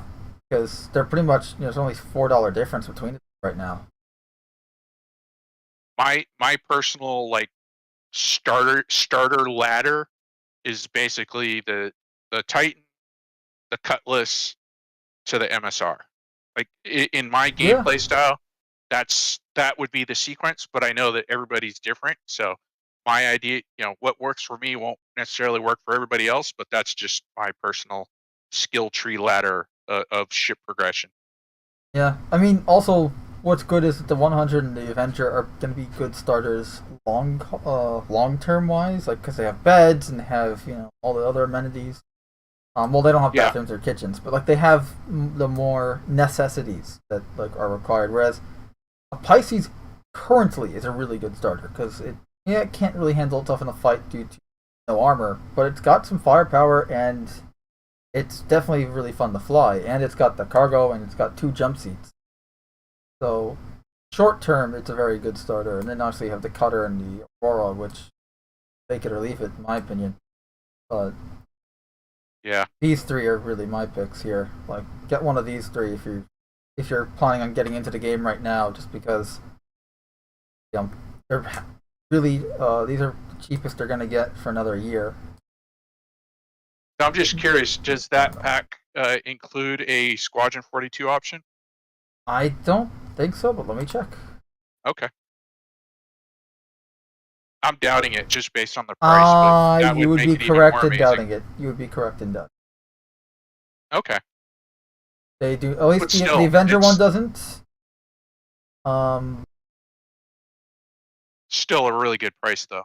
I mean, for starter I'm pack. checking if the Origin. Okay, none of them come with a Squadron 42 starter pack. It's just Star Citizen, but that's still a pretty good deal. Yeah. If you're gonna get Squadron, I mean, you're looking at paying $60 anyways at that point, just because you're getting the combo packs are usually $60, $65 now.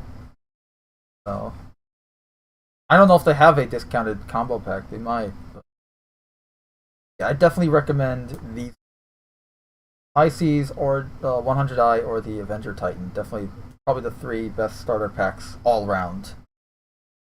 Both long term. Oh, Pisces short term, but the other 2 long term.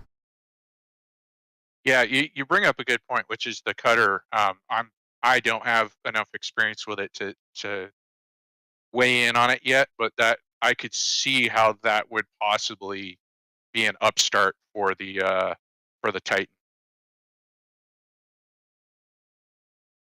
Yeah, because that's also got all the amenities that require for like living in space type of deal, and it's got pretty large cargo hold. That's what they want you to think. They're making me that way. So, oh, and it says that the holiday seasons end. All these deals end on January 10th. You got until January 10th to get these discounted stuff. Links in the description for creating an account also. But yeah, so there's your like holiday sale stuff. Marketing. Merchandising. The real money of the movie. So just to bring up master modes from was that Thursday? Friday, I think. Friday. This is just my personal opinion, and everyone's free to disagree. Absolutely. I disagree. Wrong. Of course. But I found Standy to be kind of, I don't know, just, I didn't feel a connection. She came across as being kind of just like, I'm here, I'm doing what I'm supposed to do. Kind of. I understand though why. Like, she's taken some heavy hits in the past.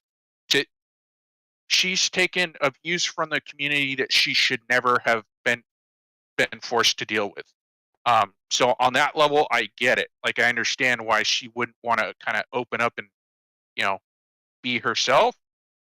But it just kind of, it's like she's in corporate mode now, and that's unfortunate. Because I know in the past she's really seemed kind of. She was kind of like the life of, like, not that Chris Roberts wasn't, but they were kind of very invigorated in the life of the old around the verse stuff. Yeah. Well, she always kind of she was like the insider player, in a sense that she would when Chris would go off on his rant, she'd be like, "That's great," she'd let him talk, and then he'd get done, and she'd be like, "That's great, Chris, but what did you actually mean? Like, say it in English for the rest of us," kind of a thing. Right. And I liked that, and now I feel like she's more in just kind of corporate, figurehead mode, which is unfortunate. But I understand it. I haven't watched it yet, actually.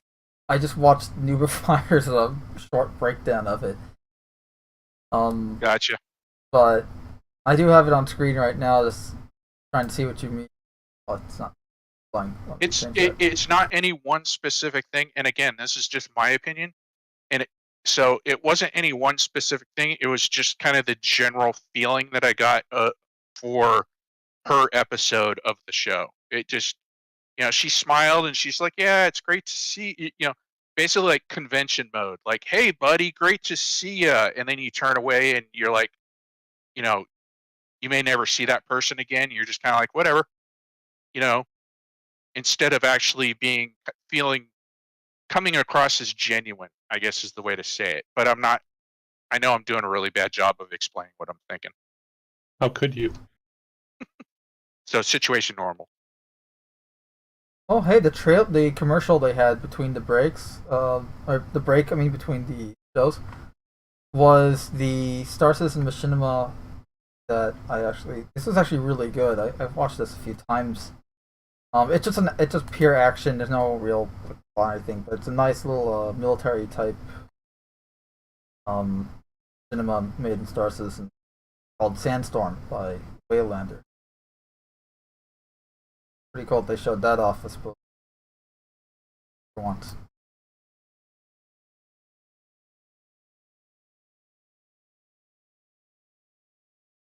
Yeah. The other episode was it reverberations and applications. Yeah. Was to me just kind of like, whatever. Yeah, that was the one where they just showed sounds and stuff of it was pretty much audio concepts are similar to visual concept art, but for sound design environments. Yeah. Pyro is noisy, and most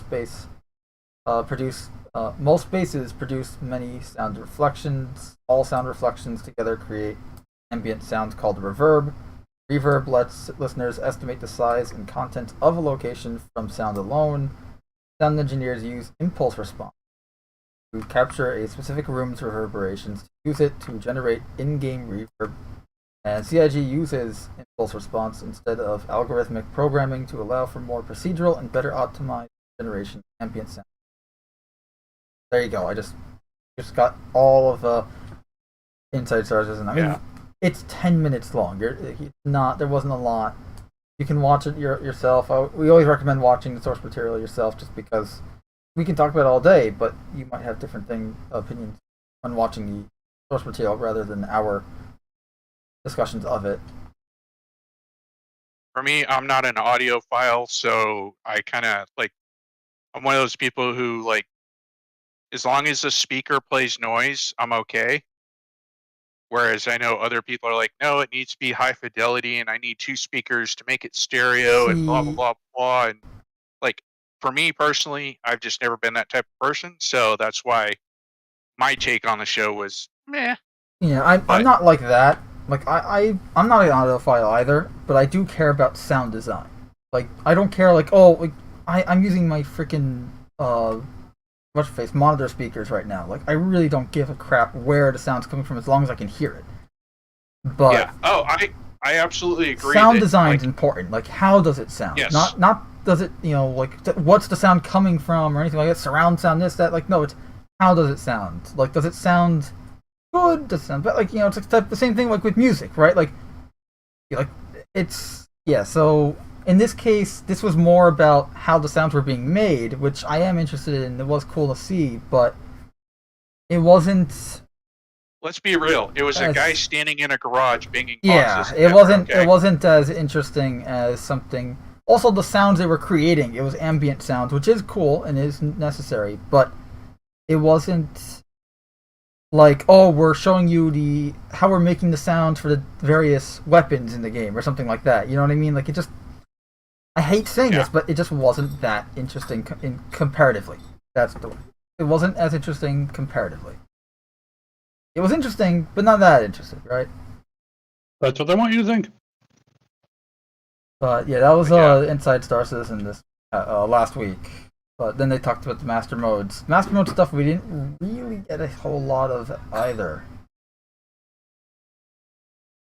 Nothing we didn't really... to me, what they basically said was kind of like, we've been working on, we know you guys are concerned about it, but we've been working on this for a long time. The feedback that we've gotten from our in-house people tells us that we're going the right way, but we're not going to show you any of this because we don't want you to react to it. Was basically the message I got. And I don't agree with that.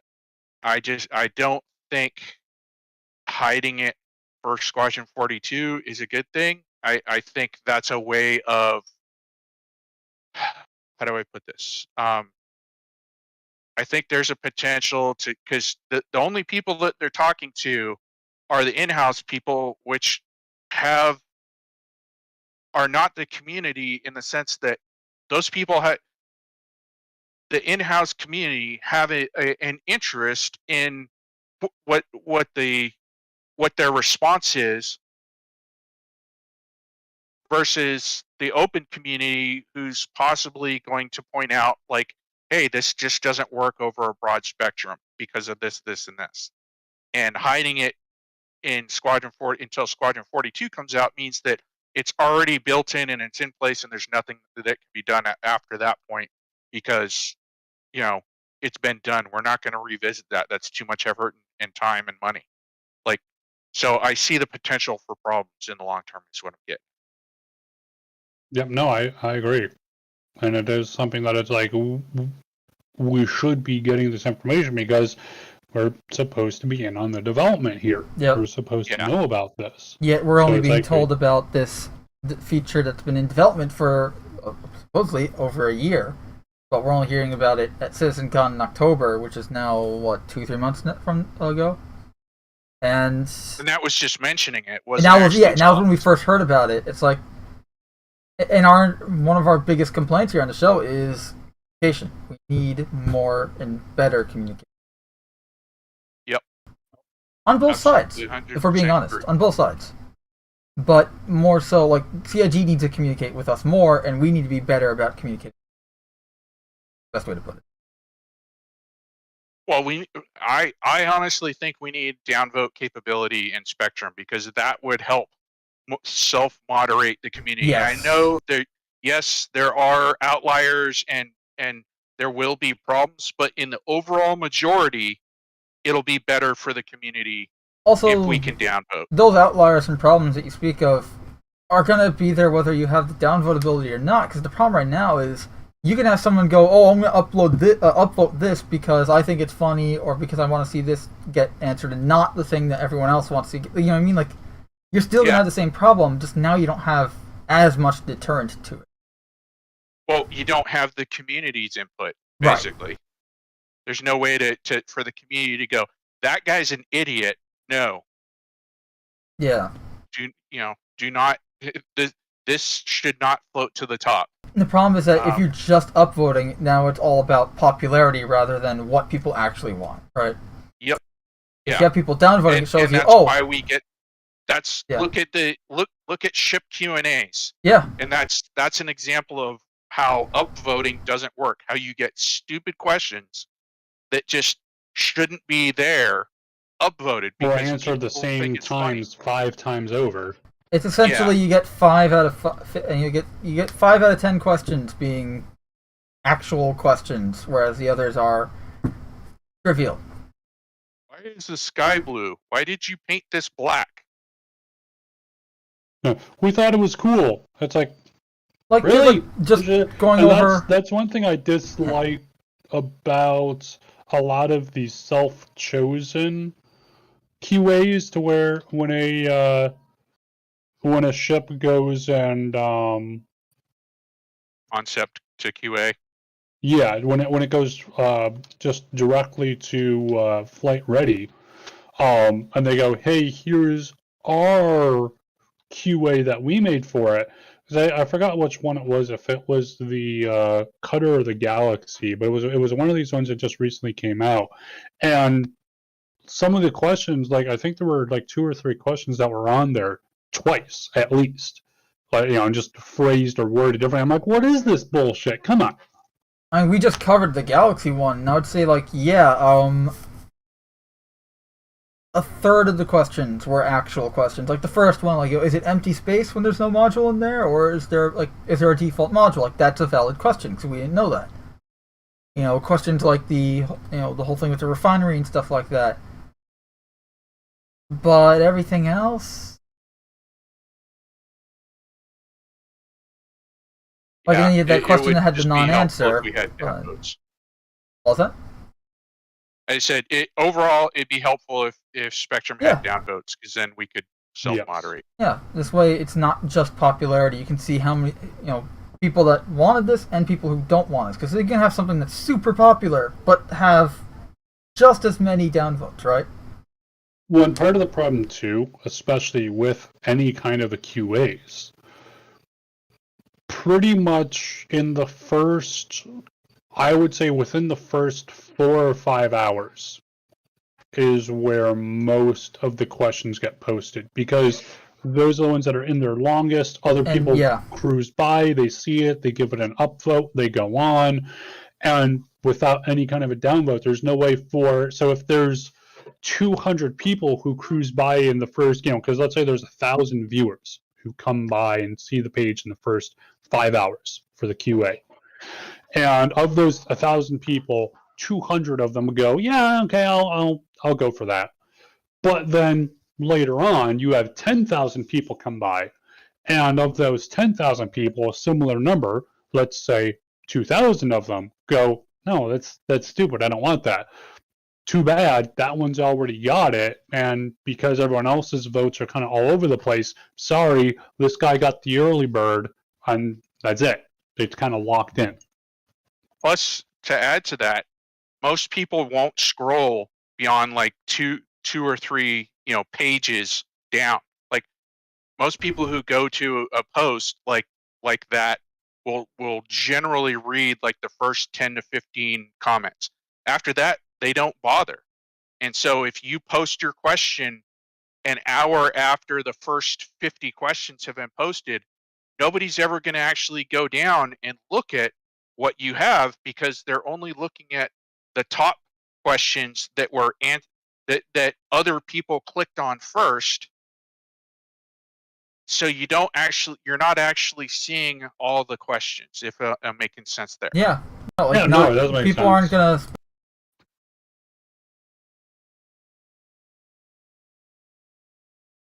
Yeah.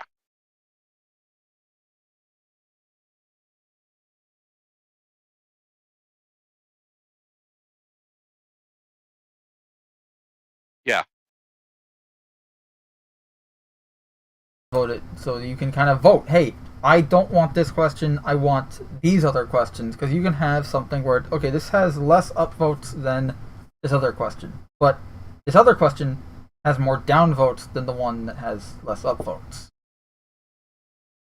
So you know that I know that you know. Exactly. No, but anywho, you know what I mean? Where it's like, I need to. Yeah. I'm gonna need to wrap it up here fairly shortly. I think we're kind of done anyways. Just one last thing about the Luminalia stuff. Aside from the free gifts and everything like that, and the discounted stuff, there is a screenshot contest on Spectrum, and yeah, that's pretty. There's a referral bonus if you get people to join. You and your friends who use the referral get a brand code, new NPUV. Yep, the cargo variant specifically. Yep. I think I prefer the Dragonfly to usually go with. Yeah, that's pretty much it for this week. Before we go, what is this week in Star Citizen supposed to be? This is the week of the 12th. Alright. Before we go, we're just gonna do this week in Star Citizen to see what's going on, and then we'll shut it down. This week in Star Citizen. Here we are. Yes, happy Monday, all that. So we got this week in Star Citizen, lore post tomorrow. Nothing Wednesday. Thursdays Inside Star Citizen. Fridays just going to be weekly newsletter and subscriber vault. Pretty short week in Star Citizen stuff. Looks like run of the mill. So yeah, there you have it. Woohoo! Hooray! Yippee! So, Well, good show, and next week, bat channel, bat time. Yep, same bet channel, same bet time. Cool. Good discussion, guys. yeah. All right, see you guys later. See Have a ya. good one. Bye, don't Yeah. die. Drive fast, Or take else. chances.